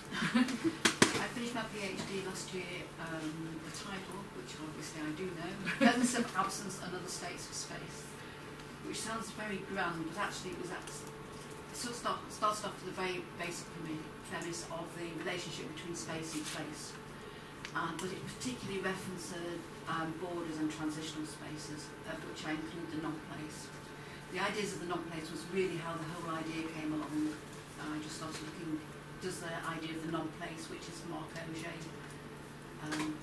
partially, does it have a validity in today's society? It became a rather scary question, because you sort of think, is everywhere non-place, or actually it's not? So I did a lot of research on borders, and the actual idea of borders is really where I've sort of taken it from since last year. I've just sort of really been independent researching it. So it's all practice-led. At the moment, I'm just sort of in the middle of like 3 exhibitions. One's got to be installed next week. And they actually all come from sort of different ways. You know, like when you sort of think, oh, this is all absolutely different, but then you look back in a year's time and you actually can see this link through your whole practice. And it started really early, and you sort of, you know. So the one next week, I am netting used videotape. Sort of You're 30 foot doing circle. what? Netting, making nets out of videotape. And one way I really like is the sort of narrative of the titles, like I've got Rosie and Jim meet Spider-Man and things like that, and I really like sort of these links, but actually nobody knows this except me. And I actually like this sort of secretiveness. It sort of gives me sort of quite a lot of pleasure. That's great. That's excellent. And how did you end up here? Here, I sent email to Johnny. I sent quite a lot of emails. I'm sure, as everybody knows, at the end of your PhD, you're very, very, very short of money, and you're also very cut off from the academic. You know, it's sort of suddenly you've spent years doing all this and being really involved in all the sort of philosophy groups and seminars and research, and at the end, that's it. You're gone. And I've sort of really missed. I mean, it took me. I did some work at University of Wolverhampton and managed to get a Stonnell card so I can actually go to a library. But suddenly, when I just could not go to a library, I was almost in tears, because you realise you can't actually carry out any research without access to an arts library. it's no use going to your local library because it's like landscape painting for beginners sort of thing. So I sort of emailed a few places, and Johnny thought I might be worth talking to. Well, for the other half of that story is that it was a cold call. You know, and a lot of times you get cold calls. You think, you know, because a lot of you may or may not, I don't know, get in your line of work, get people trying to talk to you, and then I get many, and it just so happened that your email came in at a moment where I thought, this looks interesting, you know. So I, you know, because it was so, it seemed exhausting. It was like, sorry to bother you. I don't know you, you don't know me. I'm always aware how short of time people are, Yeah. so I just try and keep it really brief, say exactly what I mean. But actually, I'm like that really in real life. I just say I don't really do much chit chat. I just say what I mean. So, and that's, well, that's short and to the point, you know. So I opened up the thing, and the work is, you have to look at Chris's work. It's, do you have any? You bring your laptop? I brought my laptop, but you'll look at it later. Then we'll have a little break. Okay, Do great. you think it'd be a valuable exercise too? I'm sure that most visual-based people or art practice people have got websites showing their work. Doing a collation of those links and sending it around the group so that we can. Great idea. So we can get a little bit more visual background to the sort of names and descriptions. If you can just put your name on here and website and email and phone. What? You're naked in yours. I don't think. I don't think we've seen posters of you. That's again, he's like, you win the competition for most hits. That's right. I'm naked and with a partner, you know, it's getting pretty sweaty. You know. Actually, thanks, Chris. Any questions for Chris? I would like to say I'm really pleased to be invited here. It's been really interesting listening to all of you. I did have loads of questions. I just thought being so new, I would ask them. Yeah, it's good that you're here. Now you gotta shout because people are listening. Okay. Oh, Samira. Someday you will say more than that. Okay, and what is your favorite color? Green. Yes. Okay, at least I got that out of you this time. And do you have anything more you would like to say about painting? Not at the moment. Yeah. Okay. Painters are very difficult people. Hello, my name's Lee. I'm a researcher here at CFAR. I'm an artist and designer. Currently working on t-shirts and various other book things related around here. Outside of here, I do a lot of commission work and installations around the idea of tactility and haptics within artwork. So I use a lot of textiles, a lot of soft, malleable materials, as well as bits of casting and all sorts of stuff. And they normally end up in buildings. In buildings, as opposed to caves. Well, you know, not in galleries. I guess most of the work I do tends to not be located in galleries, so they tend to be site-specific works rather than galleries. So if you went, let's say, to London and there's a little tourette, would be able to see your work anywhere? Yeah, various buildings. There's one in, if anyone knows Holborn High Street. People tend to know Holborn High Street. Yeah, I've got a big giant one which covers the entire kind of the frontage of the building. So it's about 7 or 8 meters by 3 meters high, consisting of about 10,000 spherical balls of textile, which are all designed to be played with and interacted with, and they, when you touch one, it touches another, and it sends shimmers through the whole thing. You don't have to sound like you're going to go to sleep in the middle of describing this. No, hey, it's past what I've had. Yeah. It's gone. So. Okay, but I'm glad. And I remember how hard work it was to make it. and don't really like thinking about it. It was terrible. It really was. Okay, there's someone loving that piece. No, it was a very good thing, but I was phoned up by the client, who terrible, kind of a terrible experience all round really, in the sense that I had to go down to present myself and my ideas to a table much bigger than this and much longer than this in Canary Wharf somewhere, surrounded by various people in very posh suits, and it brings back memories of me having to do this, and then kind of just completely. What'd you wear? What did I wear? I wore a pink shirt, jeans and trainers, as I always do. I didn't change, and then yes, so, and then they gave me a month to make it. Wow. Yeah. So that was 16-hour days for me. Okay. Any questions? But it was worth the money. Okay. And that you're here now. Any questions for Lee? Hi, Dr. Mark Walker. So, philosopher, artist, musician. I'm not a new boy. I've been attending these seminars for longer than anyone really cares to think about.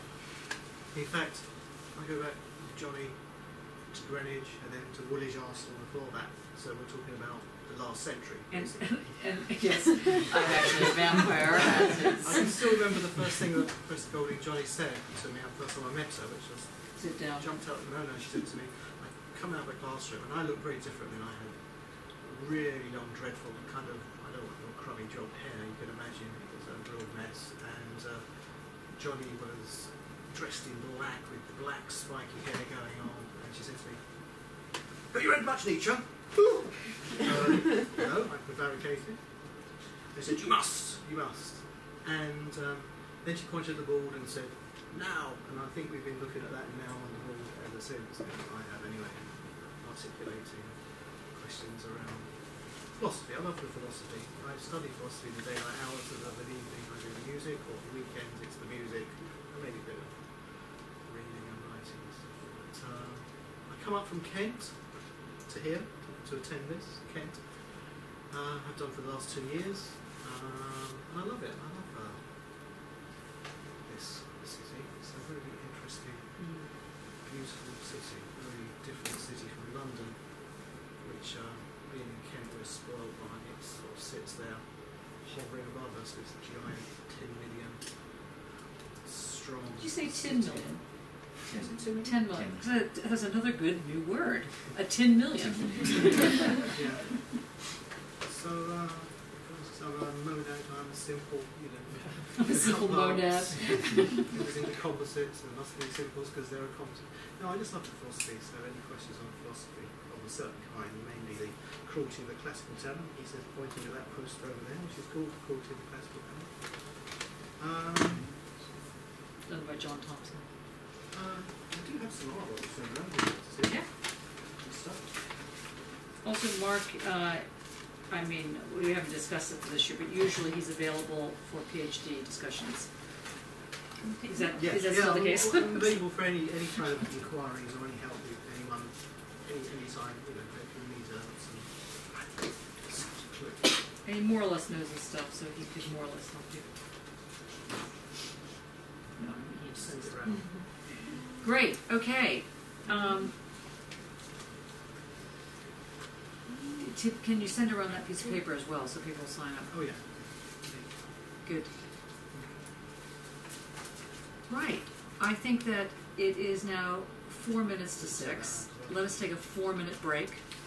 We'll pass the work around as well, and then we're going to start. Okay, 4 minutes. Not long enough to have a cigarette. Break your habits. Stoptober. I am dying here. I so want to run out and go buy a pack of cigarettes. But I'm not doing it. I think standing on your head. Go standing on your head. I think you would like that. Thank you. I think that was on.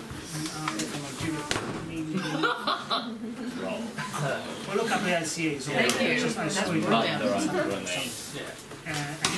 He really works on these sculpture video, They're not very it plays around big, metadata. There's a video where he sets up I can have it. article creators in America, and then he gets a group of Pass it around then. trying to I can't number play it because they're just giving me a the different value computer. that the It group doesn't have desire a- in the part. It's in this book. Which is what I was They're gonna all s- making graphs about While it. everybody is And in still other around situations, here, this he did ask computer cultures is that meant for the have made research it, group as well. rusty iron. They don't So want to when you, manipulate if you that want to because use it's it, you can white. use it when I'm not Of, here, basically. The Which, real and 3D I'm not thing. here I on mean, it's quite. Mondays or Fridays, basically. Or It's the a good show. weekends. For once. And the computer, you just log into, it says PhD CFAR, and the research, and the password is capital R research star star. So, Take these. yep. And But you can get key to this office. But it costs money. Charitable donation. This is office. Laura.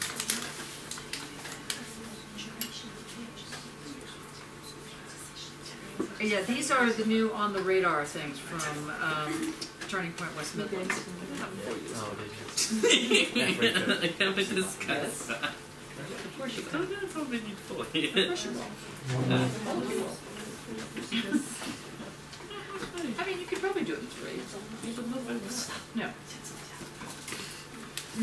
Thank you. It's not that, it's just like, even like, I'm keep thinking, I know planning is way ahead of me, like actual planning as a Yeah. structure. How do you do initial research in a year? You don't. Yeah. You take a year to do transition. Yeah. And then after you transition, then you take another year of realizing that you've transitioned. And then you have to walk around and think, wow, you have to stop doing what you thought was comfortable.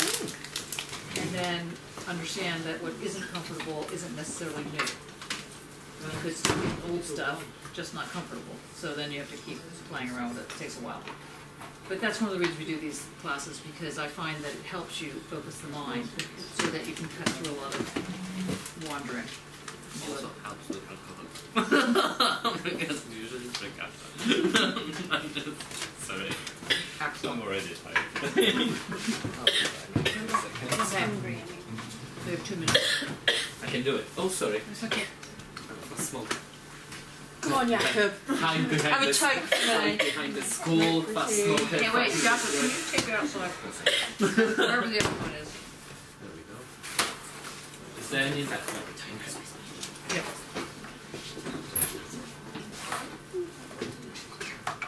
I just don't know how I'm going to get from here to home without buying cigarettes. Is that what you do? I might just have to chop my hands off, I think. Glad to see you. Or to be glad to What see you. about the electric ones? I managed to consolidate 2 I days don't into one see yesterday. point in So replacing one addiction. No. I'm going to be seeing me Yeah. in the next few weeks. Well, Good. And we'll set up the actual schedule. Has, Great. has I thought I did. Joey Did I sent her your stutter stuff. Well, last time I did it, I've got. I just thought, We don't have to talk about it now. I'll just slowly cut There's one down. person that I'd like That didn't, that was, I was just fooling myself. I've always said one of the hardest things American I've ever academics done who's so done a new sway more things I've done. translations of the time. But he's also I used to roll my rollers so thin to that if design I and had a normal project. one, So it sounds like it's quite an used unusual.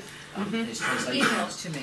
I just smoked them. But the other thing is that maybe he should be an external. I also had the actual like the physical training body goes in about a week. It's Just getting through that week, right?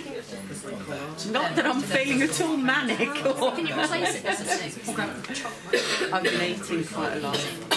I'm I'm trying to be quite good with fruit and things like that. I also had a homeopathic remedy. It's like nicotine or something. It's actually from the plant. I'm just going to... I don't think no time slows down. Well, it's been since lunchtime I've been struggling, and I haven't gone out yet. Before I thought, oh yeah, I'll just have a cigarette in my pocket, and then if I really, really need to, but that again is just How many days? only today. It's only the 1st of October, but it's a start. I think doing really well. Smoked for probably 35 years. No, we're going to fight. I might have to. That's what makes it hard. Yeah, sorry. And my daughter smokes as well, and my old one's at home. So I have wondered that it may contribute to violence.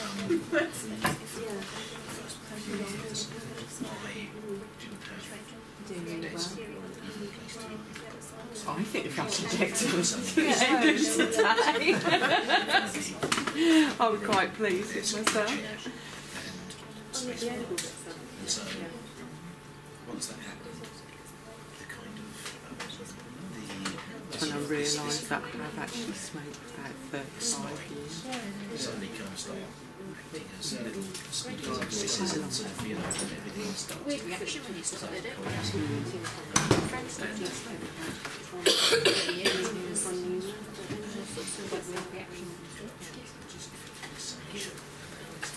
But then we always wait till America because it was around. Yeah, yeah.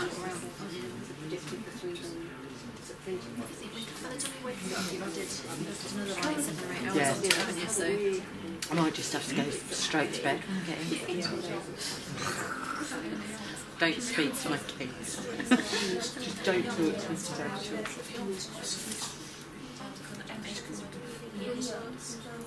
I love you very much, and I don't have to be mean. Suddenly sort of seem to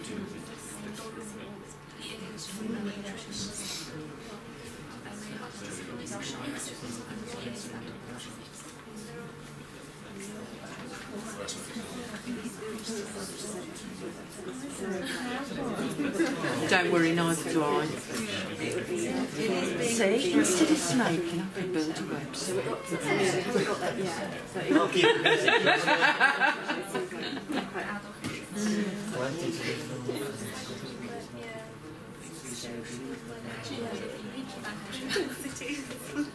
Oh, Dane, I posted Dane.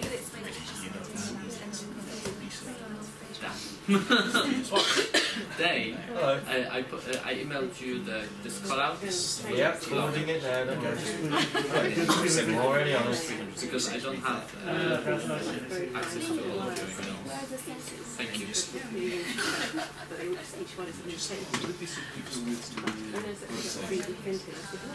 yeah, where's the paper with the website? Is it still circulating? Still coming. Okay.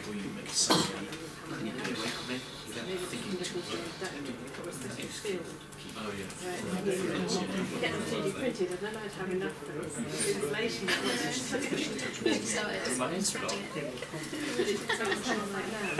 In my head. Go on. Yeah. So if I get stuck, they're going to shout. Mine's quite good. I got it.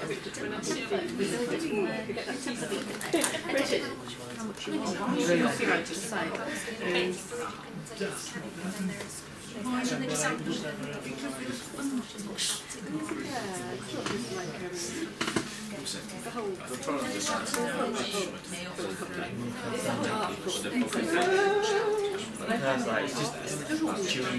Chewy, stringy. I know, I love food. I just put 6 slices of juice. You did do a lot of things today. You and Jakob as well. That could have all that. You have everybody here. Restraint. Orange is too strong.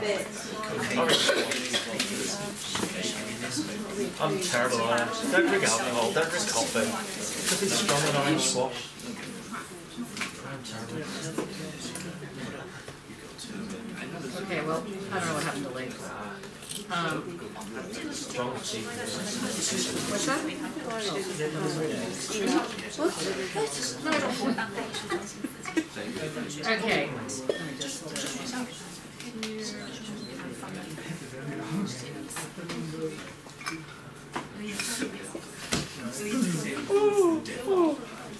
okay, that's not a good sign. Where did that come from? Nobody knows. For a day. Dan. Dan, it came from Dan. Sorry, Dan. I'm sorry. Okay, let's begin. I don't know what's happened to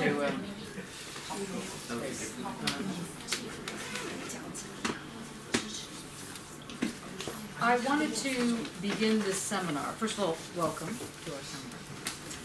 I always think, and I say this every year, and I continue to say this, it is an honor to teach you and to be taught by you.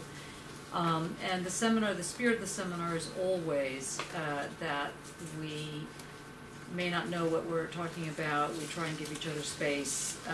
It can get heated. That's the nature of inquiry.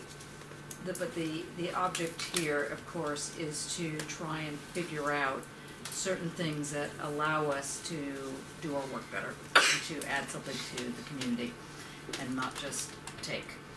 So last year's seminar was finished with the decision by the group that people wanted to start this year and impose their will on the new people, to start this year asking about the question of truth from the point of view of existing, not from the point of saying that it doesn't exist. And wanted to, in that context, look at more of Foucault's work and look more at Immanuel Kant's work in particular. And so what we proposed was, at least for the first term, that's precisely what we do. We would look at Foucault's work, and we'd look at Kant's work, and we would look at it together, separately, something like that. We would try to play around with it. The idea here is that to keep thinking these concepts and these discussions that we have and linking them always back to what you are interested in, and always forward to where you think, so this is sort of a backward and forward move. It's very important that you decide to speak in the seminar, that it's not just taking it all in. And yet, in order to get the ball rolling, as it were, I will make a few comments and see where we go with that, and then we'll try and discuss it. Now, because it took a little bit longer than I had anticipated to introduce everybody, we have till 7. And then a number of you go off and get blind drunk somewhere, or whatever you do yourselves. That can also happen. I don't know if you can do it this year, but you're of course welcome to do that. So we have 50 minutes. So I'd like to introduce it this way. Foucault was and is an incredible intellectual, and wild boy, and I have a tendency to trust the sensibilities of wild rogues more than I do those that are I's dotted and T's crossed. And so, of course, I was attracted to his work very early on because he kept talking about one thing in particular, which is that we don't discover who we are, we invent it. That was his bottom line. And he said that the invention is what really summarizes or captures the postmodern. In this way, he was not a structuralist, he was not a phenomenologist, he was not a structuralist. He just came into this other area. Maybe someday we'll have a name for that. At the moment, we call it discursive theory or something really banal. So the point was that if you were to challenge the basic precepts of Western philosophy in particular, and all that comes with it, with the certain political ramifications and the aesthetic positions, one had to be very clear that there was a rupture that happened in the 16 to 1700s around the question of enlightenment. In fact, they ended up calling it enlightenment. In fact, as you know, Kant answers the famous question, what is enlightenment, by saying that it is throwing off the yoke of what he called immaturity, or even better, if you reread the work which I was doing just recently for these lectures, is throwing off the yoke of non-age. And by non-age, he meant never getting above a certain form of childhood, which meant that you needed someone to care for you, to make your decisions for you, and so on and so forth. Now, in Western philosophy, and more particularly with respect to the Enlightenment, as you may already know, but just to couch it for you. The Enlightenment basically names a moment in history and politics which is not as much an event as it is an attitude. And the attitude, the view that one can change, or that there is even a thing called yourself or oneself. This was a very new thing. It's often referred to as the rise of the individual, the separation of church and state, and the putting of change as the basis of social. So this sort of basis is where a lot of the potted history of philosophy comes in. So you have different strands dealing with a dialectical encounter, or with Kant, we're going to have two types of logics that you're going to look at very carefully. One is called the mathematical dynamical, and the other is called dialectical or discursive, but they mesh together. There's two systematic approaches under the banner called an analytic or critique. Hegel challenges this, and he basically says there's only one form of reason, and that reason is a dialectical form of reason, and the dialectical form of reason is an idealism. Is an idealistic, not from the point of view of being romantic in the kind of lay sense of the word, but being moved by the concept. Now, we'll get back to this in a minute. I'm just laying this out just to refresh, just to get your juices going, just to get you just remembering what's going on here. Marx, as you know, comes in and makes interventions around a historical version of idealism. So he comes up with historical materialism, often called Marxism, and so on and so forth, although he didn't call himself a Marxist and so on. Then it continues, and you have the Frankfurt School coming in and saying, yes, this is very clear on the thesis antithesis, where for Marx you could say the thesis would be, let's say, the bourgeoisie, the antithesis would be the proletariat. Taken together makes the capitalist mode of production. The capitalist mode of production becomes the ground around which perpetuates the whole system, and this system is made up in this way, but we know that these are very big, elephantine, homogeneous categories that don't really hold. You have the Frankfurt School wading into this, making the suggestion, making one of the main suggestions that one has to understand where sexuality comes into the picture, where the unconscious comes into the picture, so that the picture starts becoming more complicated. And then you have even more entities coming in. Now, Foucault is in this backdrop, where eventually the notion of truth itself is challenged. And basically, the only thing that you can say really about truth is that there is no truth. It's that kind of position. That is to say that truth is, quote, subjective. Truth is always in this position of being very malleable.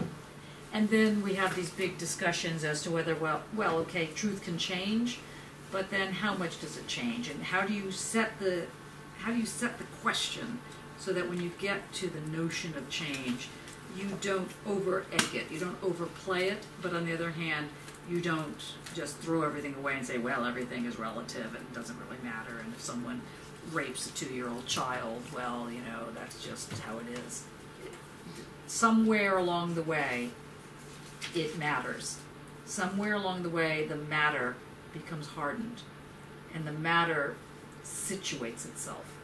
So there has been, for at least 2,000 years, the argument that to deal with the question of change, which is obviously happening in the world, you're born, you grow, you die, that in itself is a form of change.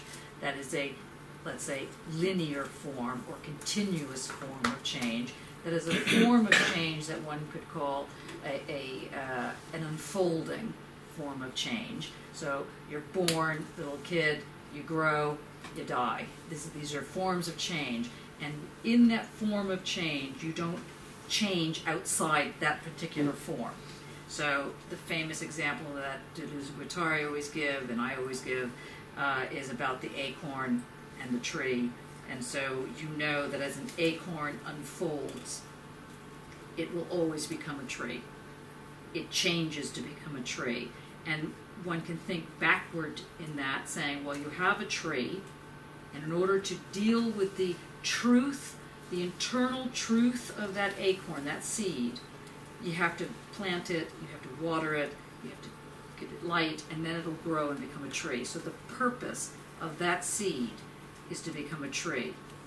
And a different way of putting it is that the treeness is the essence or the truth of that seed. And that's one way to talk about the truth. So another way to put this, so you're hearing what I'm saying, is that the goal becomes what is the truth, the not changing thing in the changing elements. This is a very profound element of what comes to be known as telos, T-E-L-O-S, telos, so teleology. So the goal comes back around and gives meaning to your, so you're getting your PhD is where you're going. It also comes back around and does everything. It takes over your whole world and it guides you. You're never off the path of your PhD until you're finished with your PhD. It is your thing that you're grasping for, but it also comes back around and gives you the push to go forward. So the telos is with us already, it's always been with us, and it's a certain kind of change. It speaks of a change that deals with this unfolding of the path, and then you're on this path. In fact, you are the path, and so on and forth. So you're not just on the path, you are the path. Try and follow this because it's going to get a lot more complicated. Okay, so while you're on this path, the you who's on this path that's unfolding to become a tree, if you decide one day instead you want to be a Maserati car, for example, that's not happening. You are unfolding to become the tree. You're not allowed, it's not in your DNA to become anything other than the tree. And obviously there are problems with this, because obviously if you're a slave, or you're a female or male, or you don't like the societal grounds around which you're unfolding, then the challenge to it is that you're crazy. The challenge to that is that you're rising above your station. The challenge to that is that you don't belong. That's the challenge, and that's a problem. So in that form of the telos, you can see politically where this becomes very challenging. Now, if you marry this with the position of the Enlightenment that Kant throws out in his What is the Enlightenment, where he says, the famous sapere aude, dare to know, dare to be wise, dare to be audacious. But you know what happens when you're audacious? If you stick your head above the parapet too far, unfortunate expression, you get your head chopped off. It's a problem. And a lot of times change doesn't happen precisely because people know perfectly well they're going to be killed. And so it's a problem. So how does it really change? So on the one hand you have this problem of change, and then on the right alongside it you have this problem of truth. Who am I really? What is this thing that's unfolding? How do I know what I'm fighting for is just or is ethical? How do I know it's not just a conviction or my position or something God told me and I'm going to go off and do it? How do you deal with it? These are all the big questions that were rolled up. Now, you have to remember, for those of you that only heard the Enlightenment discussion until you're ready to throw yourself off the bridge, that part of the thing around the Enlightenment that Kant was putting forward is an ethical question, as distinct from a moral question. Because you see, sometimes to be audacious, you need to be immoral. Sometimes to be wise, you need to break things. Sometimes there are no difference, and the question is, how do you personally know when it's that time?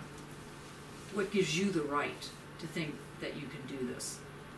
So Foucault answers that question in the lectures called The Courage of Truth. And I like the fact he calls it the courage of truth. I like that fact. To me, I was very emotional when I first picked up that book. First of all, I remember, well, it was a little tiny bit before my time, but not much, I have to say, being of the last century or two. And when you read about courage and this question of truth, you can run into a lot of traps. Trap number one, you're stuck in the mud. You have your old ways and you lost sight of the fact that your way is not necessarily the right way. But because it's your way and you're used to it, there's a comfort in it, it's the truth. Now, Foucault is going to develop a very specific kind of truth. And he's going to say in this development of the truth that you have a debt to live up to the truth. You owe it to, we'll fill in the blank later, who is it that you owe this debt to? Who do you owe the debt to telling the truth? Who is this debt to be paid to? So just keep it in the back of your mind. So there's this truth. And the truth he calls paragia. Anybody can speak Greek in here? Good. You speak Greek? Me? Okay. I was indicating. Oh, you're indicating Matia. Matia, am I pronouncing that incorrectly? Parasia. Parasia. Yeah. And it's a very odd form, or it's not an odd form of truth. It's a wide form of truth, or it's a thick form of truth, or it's a surface form of truth. So I kind of like the fact that everybody went around the room talking about different ways that you could talk about dimensions while you're still trying to talk about surfaces, or even this thing called layers, but you don't mean layers, and so on and so forth, because parahisia, or however it's pronounced, I will slaughter it every time I say it, requires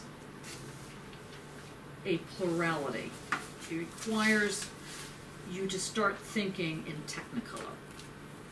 It requires you to start thinking in a multiple moment.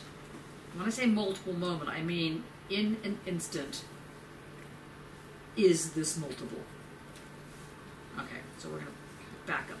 So that's kind of where we're going with today. We're going to back up to see different sort of intersections of what he's doing with this. Now, keep that in the back of your head, because now we're going to just turn to Kant for a minute. I asked you to look at the Critique of Judgment and the first section, well, sort of a little bit further on the analytic. Did people get a chance to look at the different translations, or did you just follow the one translation? Because the different translations really are annoying. I mean, it's kind of interesting, but if you follow the Meredith translation, which, or even the Kemp translation, you'll find that it's much more sexual, much more sensuous. If you follow the one that we're going to use from the Cambridge edition, what's his name? Do you have it in front of you? Why are we using sexual? What? What's it? Who rejected the sexual? No, we're rejecting the sexual. Yes, we're rejecting the sexual. Yeah, that's right. That's right. Sorry. Yes, we're rejecting the sexual. We've turned over a new leaf. Forget it. This isn't the same as last year. That's right. No more sex. No more sex. No. Just kidding. No, we're not rejecting the thing. It's just that as that right now, as because I've even repressed the name of the people that are not the same. Gubbia and Matthews? Yeah, that's it, Matthews, yeah, Gubbia and Matthews. They're much more clinical in their translation, or let's say literal in the translations. They argue, for example, that Meredith and the Kemp translation, but mainly the Meredith translation, is very old-fashioned because it uses words like gay to mean odd, or even queer to mean odd, where they'll just say strange or doesn't work, so something like that. So it's a much more tighter thing, and the reason we're looking at them is not to get rid of sex, but to actually see what it is that Cambridge thought worked as its statement for carrying the torch right now of this argument, and to compare it, because unless you're reading the German, which you're more than welcome, for those of you that are actually working on Kant as a major piece of your thesis, you obviously have to know German, or at least learn it and know it well enough to defend yourself at the Viva using the German. Yes? This is the best. Which one is this one? Critique of Judgment. Oh, this is the Pluhar one. Yeah, we have that one as well. You're welcome to look at any of them. It's just that in order for us to not go insane like we were doing last year, reading the 17 different pages. And look, I'm happy if we use the Pluhar. I thought the Cambridge one would work because at the moment it's the new kid on the block and it's considered the best. We just have to stick with one, and then anyone else can go reading on the side. If I may, having spent a bit of time on Kant this summer. Meredith. No, Meredith, it's not because it is sensual. It's that the Cambridge translations follow the Baroque style Kant used for writing. So it means that he starts a sentence at the top of the page, and then he keeps opening up inner parentheses and parentheses inside parentheses 3 or 4 times, and the verb is at the end of the page. Yeah. And one needs to learn the page by heart 3 times before really understanding how it works. Mm-hmm. And so I use And you're suggesting both. that's not a good thing. No, you need to spend a lot of time just to make sense of the syntaxes. Foucault would say it's a bad thing. So I was reading both. First the Meredith and then that one because it's far more accurate. And also there is a major... Which one's far more accurate? The Cambridge one. Yeah, the Pluhar and Matthews. Yeah, I mean, the Goodell and Matthews. But to understand the gist of it, it's very, very difficult and extremely time consuming. And there are some instances where the Cambridge one, is because it's more accurate, translates the key word of phenomenon as phenomenon, not as appearance, which is the immediate translation of the German. That is not what Kant meant. Yeah. So it's worth to that's what I'm saying. Whatever you do, I think we need to stick with one as the spine of the course, and then we can go off with the ribs. You know, we can go back and forth and see, you know, how they work. Anybody else have a thought on this? I mean, we can decide now because we got to stick with one main translation. I can make a chapter. Yes, thank you. That one does have a great introduction. To the Pluhar does. The other 2 critiques as well. So yeah. people who haven't read the other 2 critiques, that it's all on Dropbox in any case, thanks to Dane, who spent millions of hours doing this. Does anybody have a so? Do you want to read the Pluhar one as the main one? We got that also. Yeah, that's on there. I've been using the Cambridge one for my note making, so I'm going to stick with it. You can stick with Cambridge. I've been reading Meredith because I couldn't work out the Cambridge one. Sorry. You've been reading Pluhar. Anybody else? I've been reading Meredith and a bit of Cambridge. Meredith. I've got Meredith as well because Leotard uses Meredith. Yeah. I use Meredith, but you know. All right. Executive decision here. We're going to do exactly what I said to start with, which is we're going to use the Cambridge, and then we're going to veer off the paths on any one you think will clarify passage. But if you want to, I think that Mark is completely right about this. It's very helpful, and Matthias too. And when you, if you get stuck, because the way you got to get used to the way in which one is writing. Which way he's writing in terms of, you know, it's like a literal German translation. So this allows you an entry into the text, let's say, a little bit better, perhaps. Did you find that with the Cambridge one? Yeah. Yeah, that the Meredith helped. But that the Cambridge helped. Expanding on some things. Yeah. Okay. Now that we've gotten past that little... Who's the Cambridge translator? It's, yeah. No, Matthews. It's both Gario and Gouyer and Matthews. Okay.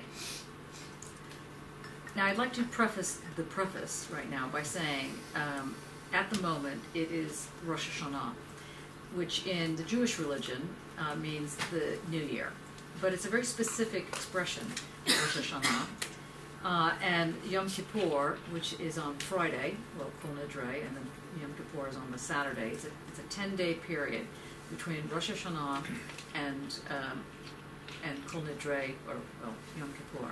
And what that is the moment, the New Year is translated for a Jewish environment as the moment a judgment is understood to be made and the moment judgments are sealed.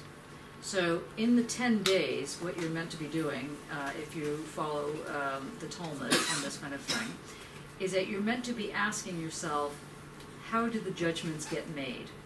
the judgments that I've done, the judgments that anybody else did, how did they actually get made? What made them happen? And then how did they stick?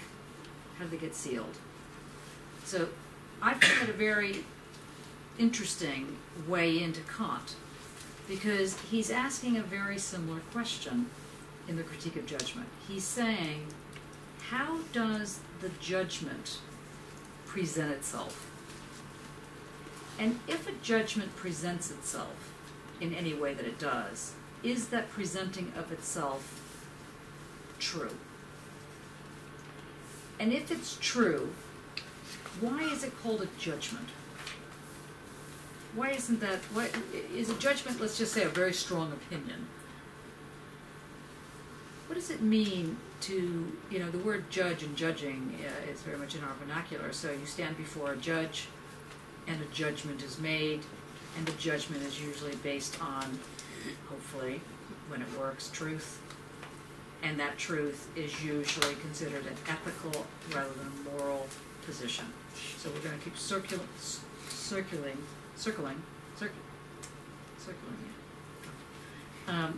this kind of comment here.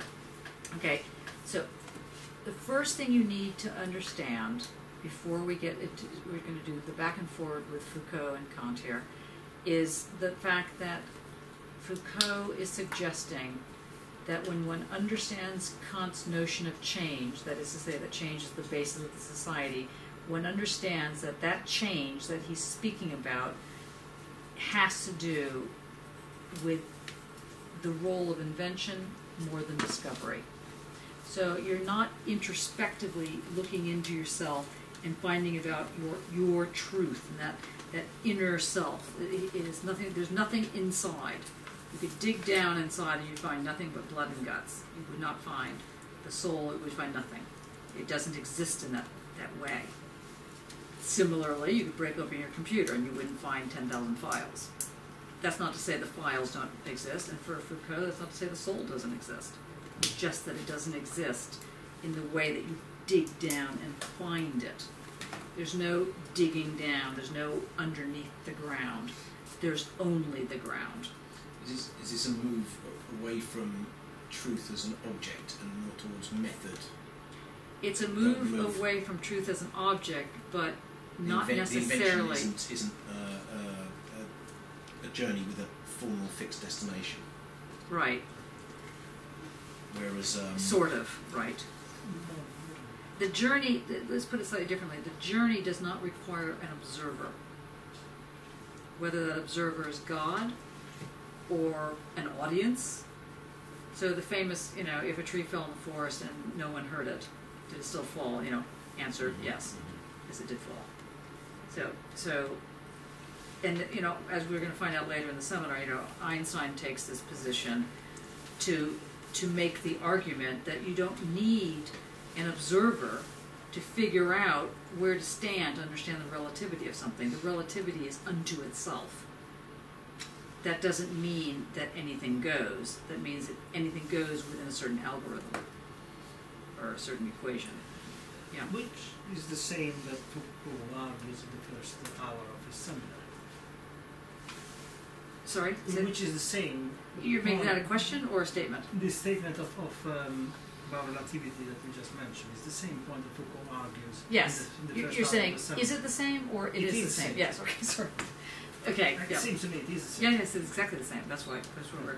But I'm just trying to sort of translate that a little bit so you can break it down and hear it, so you can gauge with it, hopefully. So, the first or the next set of things you need to think about. So we have telos and this notion of change, but the change that happens within the kind of relationship between goal, purpose, movement.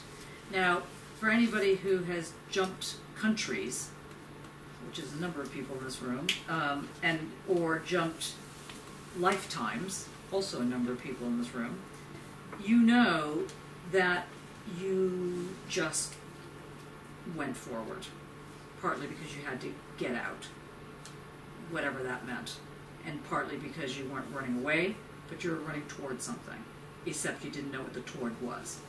So that's a very modern notion of the telos. where you're running towards something, but what's the something you're running toward is precisely the thing that's going to give you the impetus to keep going. So this is a very wider sense of the telos. Now, the question becomes twofold. One, what is an analytic? What does it mean to have an analytic? And two, in having this thing called the analytic, in what way does that form or shape a critique? Is an analytic the same word as a critique? Is an analytic something completely different than a critique? Is a critique the same word as judgment? Is a critique the same word as truth? We just got to clean this up. We've got to do some cleaning up now. So let's just have one short little go at this. Anybody want to give a go at the word analytic from what you've been reading in either Meredith or Matthews or any of them? Yeah, Dane? It's not from Kant that I know analytic. Okay, how would you use it? It works from logic, first order logic, which empties any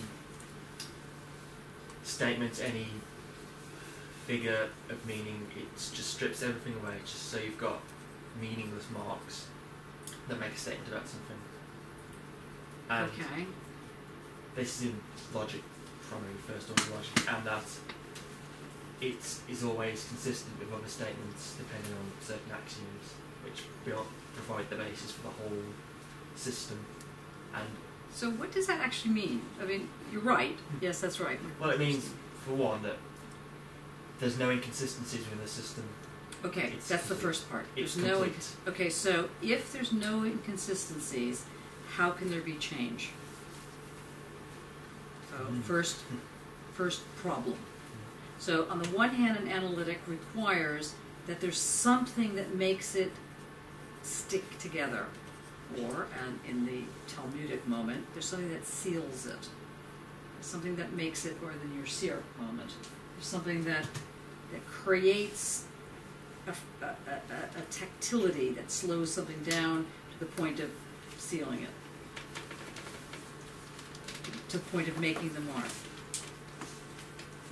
Anybody else have a suggestion about analytic?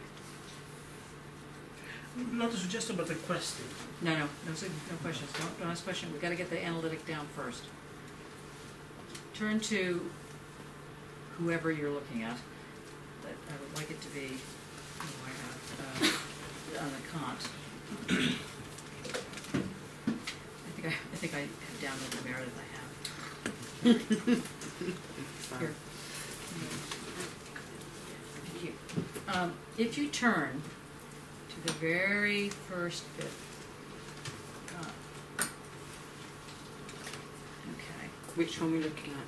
I wanted you to look at the very first line, the very first part of his comment on the analytic. I'm just getting to it. Sorry. Okay,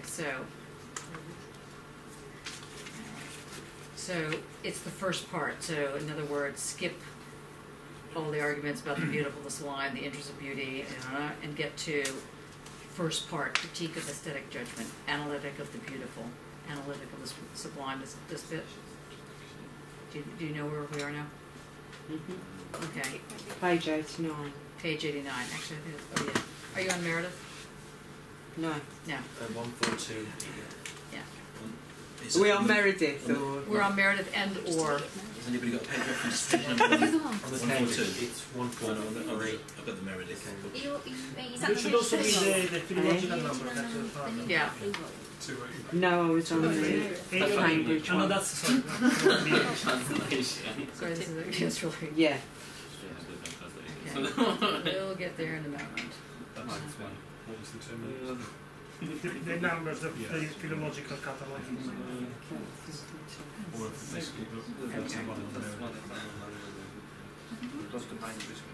Okay. Are we ready? Cambridge is, I think it's like 89 or 59. So I was looking at that last night, so 89, yeah. Almost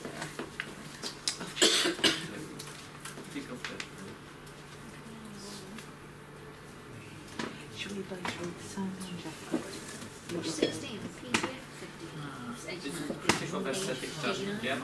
Yes, if I ever get there. Oh, I'm sorry. This is the one in Dropbox. Sorry.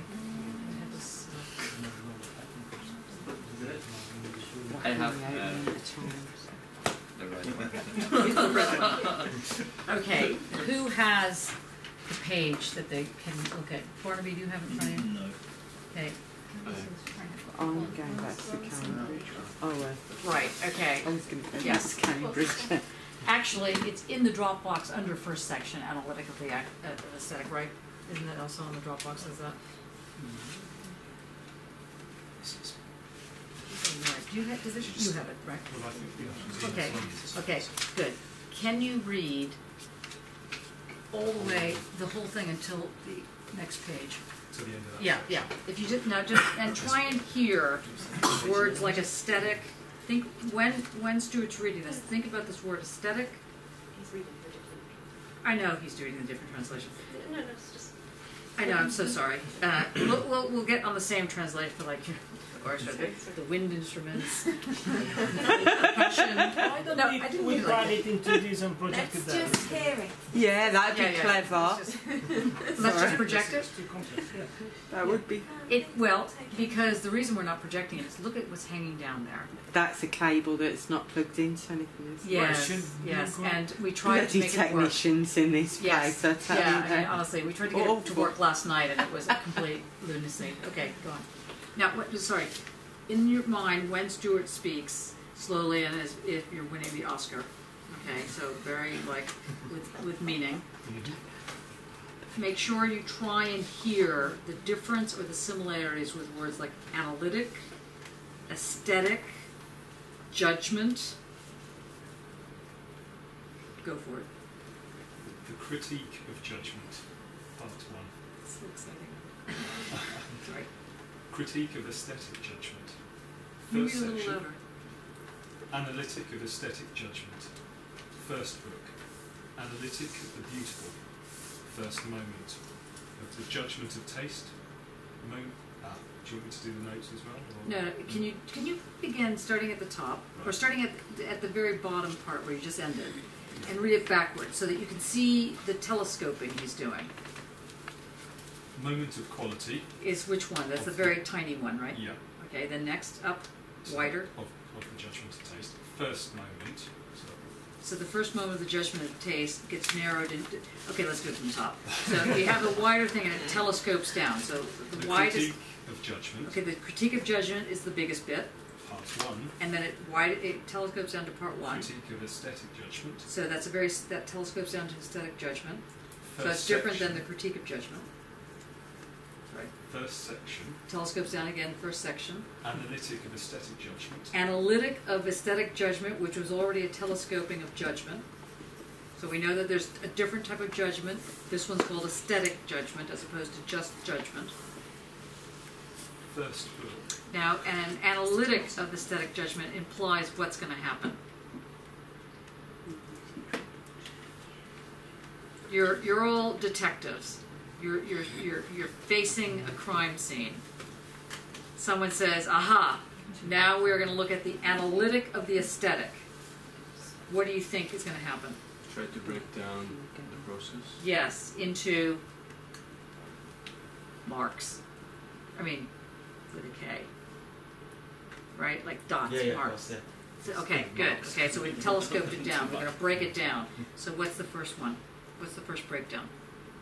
First book, Analytic of the Beautiful. So now we know that he's already making a claim around the analytic itself. The analytic is made up of parts, and the first part of the analytic of the aesthetic judgment has to do with this thing called the beautiful, which already sounds like airy-fairy. Because what is beautiful? You know, and the famous, does beauty lie in the eye of the beholder, and so on. He's going to deal with that as an analytic proposition. First moment of the judgment of taste, moment of quality. Okay, so did you see how he telescoped down about 12? You know, anybody do rock climbing in this group? No one is an athlete. I did a trial. You've tried the rock climbing. I did a trial, yeah. You did a trial. do you try all rock climbing? Tried really hard. You tried hard and that was it. Okay. God. Okay. You have a rope and you let yourself down by sort of jumping backward, you know, like that. So he's sort of jumping backward down the cliff face. And the tiniest part of the cliff face he's at now is what? Moment of quality. The moment. Now, so notice that the moment of quality is the telescoping down from, what was the higher part? The book section part, the critique of judgment. Okay, well, yes. Yeah. But what's the immediate thing above it? Oh, sorry, that's a good. Which is it? Yeah. Yes, good. Okay, so you know that there's a moment, and a moment is smaller than an analytic. Okay, got that? A moment is part of an analytic. And you just keep thinking about, okay, obviously since no one's a rock climber, that didn't help. So think about, telescoping. People are voyeurs at least, okay, good. All right, so think about that. So think about how you telescope something in and out. Okay, so now we're down to a moment. And what is the moment we're down to? What's the moment of? Quality. Quality. So the very first aspect, the very tiniest aspect of this moment is that there's something called quality. And the quality, yet unnamed, forms the kind of the inner dirt, the inner thing to make the pearl, of the inner grit. Dirt is probably a bad word here. The inner grit, the quality is the word that makes a grit, that allows one to form a taste, that allows one to create a thing called beauty, that allows one to get to the notion of the analytic judgment, that allows one to see that the analytic judgment is connected to a critique, and the critique is the whole position around how judgment operates. We're only on the first paragraph. In fact, we're not even on the first paragraph. Still on okay, tight, but you see, this is why it's very exciting. This is why I love Meredith, actually. So beauty is one of the pegs of this ladder to... Yes, but it's an analytic ladder as opposed to a hierarchical ladder. Okay, by analytic, in this context, it means that while he's explaining in terms of telescoping, critique of judgment, and then a little bit this, and a little bit like that, actually they're happening all at the same time. So the critique is the organising principle of a matrix of analytics of moments of quality. That's right. Good. And as a result, the critique is both the highest point and the ground. So it's the universal and particular points. Yes, yeah. Good. Or you could say it's the slime and the dirt at the same time as the wider picture. Can you just read that telescoping again? Yeah. Sorry. The critique of judgment.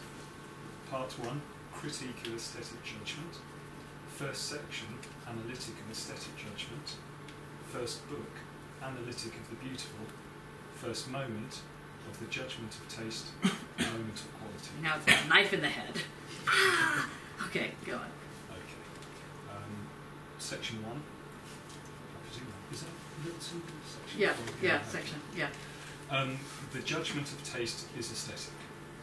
If we wish to discern whether anything is beautiful or not, we do not refer the representation of it to the object by means of understanding with a view of cognition. Okay, what does that mean? Cognition. He states that if we're going to get anywhere with this thing called judgment, you have to understand how it works as an aesthetic. What does he mean by saying that? It's a little circular. He starts with a circular argument. Can you reread the sentence? If we wish to discern whether anything is beautiful or not, we do not refer the representation of it to the object by means of understanding with a view to cognition. Yeah, so there are three technical terms in the sentence. Which are? Understanding, cognition, and the first one, was it representing? Yes. Yes. Yeah. Okay. But what is he saying by saying that? What is he saying? What can you not do? I'm trying to put in. what must you do in order to understand an aesthetic judgment as opposed to a scientistic? Notice I didn't say science. What would be a scientistic judgment? A scientistic judgment, so we're not going to delay this, is a point-for-point interpretation, a literal interpretation. So you might want to say a description would be a scientistic way of putting something, where an analytic requires you to go beyond a point-for-point relationship. So, in other words, he's saying, you want to understand judgments? They're not like, if I knocked Jakob on the head, and you go, what? You know, why'd you do that? I just said, well, because it just made sense. And you're like, well, it didn't make sense. We have this argument. It does. He's saying, in order to judge the quality of that response, it's no good to look at the, I said this, no, you said that, I said this, you said this. This kind of binary, yes, no, yes, no. That is not going to get you anywhere. It's not going to help you understand the way in which something makes sense. So if I say to you, look, there's a lot of problems in the world, and the main one is, of course, racism, and the racist then go, oh, of course, thank you for pointing that out. I'm not going to be racist any longer. Because it's not that kind of logic that works. Now, you could run the people over. That might change people's view. But actually, there's something else involved in the argument of what makes something accurate. So the accuracy of something is not its point-for-point description. Its accuracy is the way in which you can assemble the ground of the critique. That assembly, that sort of way in which things get sort of stuck together, could never be a representation. Could never be so a song would be, a melody would be closer to truth than the trying to describe the truth, because you could not reach it that way. You could not reach the truth in that position. I'm not sure if this is making sense to you. Isn't he saying that judgment of taste, judgment of beautiful is not a determinate judgment, it's without concept? Mm-hmm. It's without concept. It's a reflective judgment because it's in search of a concept. But it seems to play between the understanding and the imagination, that act of reflection. But of course, this is where the Groyer-Matthews translation is useful because, or anyway, it's problematic. Useful and problematic because they are throwing out the notion. They're saying that the problem with the Meredith translation and all the other ones is that they see Kant as talking about a reflective, self-reflexivity, and they're saying that's not correct. There's no reflexivity. It's not reflection. It's the play between the imagination which assembles your parts that you talked about, and the understanding which is the assembled parts, as it were. So yes. It's like picked up in intuition, then becomes assembled in imagination to become the concept. Recognition is a concept. The judgment of taste never makes it to the concept, as it were. It never makes it into... Right, and if it makes it to the concept, you kill it. You kill it. Art is killed the minute you try and put a concept onto it. Which is why a lot of people who either teach philosophy or theory, or this famous thing called art theory, often kill the art because they're trying to put a concept onto it. And in this sense... so curators are killers. No, just because it was funny to say curators, like healing, That's hilarious. That's right, yes, very good. Just ignore him. Yes. It all makes a distinction between art and aesthetics. Yeah. It's aesthetics that do the killing, as it were. Yeah, it's aesthetics that do the... As an articulation of the arts, that's what aesthetics is. Right. Aesthetics is. So it separates out art and aesthetics. So that's the distinction. So the curator would be involved in aesthetic theory and use historical categories and all that kind of stuff. So, but, yeah. Good, okay. Next little bit. Shall I start from the top? Is everybody? Yes, Why not? Well, I'm just not from the very top. Okay. But I stopped at the comma, so did Yeah. Like, Yeah, so, back again. yeah, I know you said that. Good, go ahead. If we wish to discern whether anything is beautiful or not, we do not refer the representation of it to the object by means of understanding with a view to cognition, but by means of the imagination. Acting perhaps in conjunction with understanding, we refer the representation to the subject and its feeling of pleasure or displeasure. The judgment of taste, therefore, is not a cognitive judgment, and so not logical, but is aesthetic, which means that it is one whose determining ground cannot be other than subjective. Every reference of representations is capable of being objective, even that of sensations, in which case it signifies the real in an empirical representation. The one exception to this is the feeling of pleasure or displeasure. This denotes nothing in the object, but is a feeling which the subject has of itself and of the manner in which it is affected by the representation. Okay, that's like parenthesis. Okay, now, thank you for that. It's a stop. Okay, we have 2 minutes left. Let me make a suggestion here. Let's stick with, I'm happy to stick with Meredith, and then we can use, yes. We were just reading the other version whilst you were reading that one, and we preferred the Cambridge one. Okay, can you read that one? Oh, just yeah. Just give me a minute, please. Yeah. And why did you prefer it? I don't know. Didn't have any sex in it. Is that what you're saying? It's less wordy. It's just less wordy. Yeah. That's true. Yeah. First moment of the judgment of taste concerning its quality. The judgment of taste is aesthetic. In order to decide whether or not something is beautiful, we do not relate the representation by means of understanding to the object for cognition, but rather relate it by means of the imagination, perhaps combined with the understanding to the subject and its feeling of pleasure or displeasure. The judgment of taste is therefore not a cognitive judgment, hence not a logical one, but is rather aesthetic, by which is understood one whose determining ground cannot be other than subjective. Any relation of representations, however, even that of sensations, can be objective, in which case it signifies what is real in an empirical representation, but not the relation to the feeling of pleasure and displeasure, by means of which nothing at all in the object is designated, but in which the subject feels itself as it is affected by the representation. That was clear, actually, much clearer. Which version was that? That was the Cambridge. It was sort of easier to read that while someone else is reading the other version, Okay, so, but I don't know how we can do that well, in a you seminar. know, anybody who has partners, or if you have somebody in the house, you want them to read the one while you're sitting there reading your. They'd have to be quite tolerant. Then that would be temporary if you ask them to do this.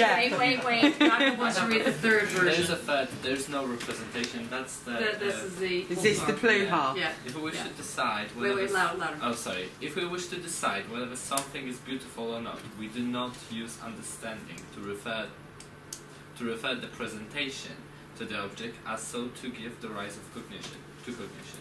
Rather, we use imagination, perhaps in connection with understanding, to refer the presentation. There's no representation. It's just presentation. Anyway, to the subject and his feeling of pleasure and displeasure. Hence, a judgment of taste is not cognitive judgment, and so it's not a logical judgment, but an aesthetic one, by which we mean a judgment whose determining basis cannot be other than subjective. But any reference of presentations, even of sensations, can be objective, in which case it signifies what is real rather than formal. In an empirical presentation, expected is a reference to the feeling of pleasure and displeasure.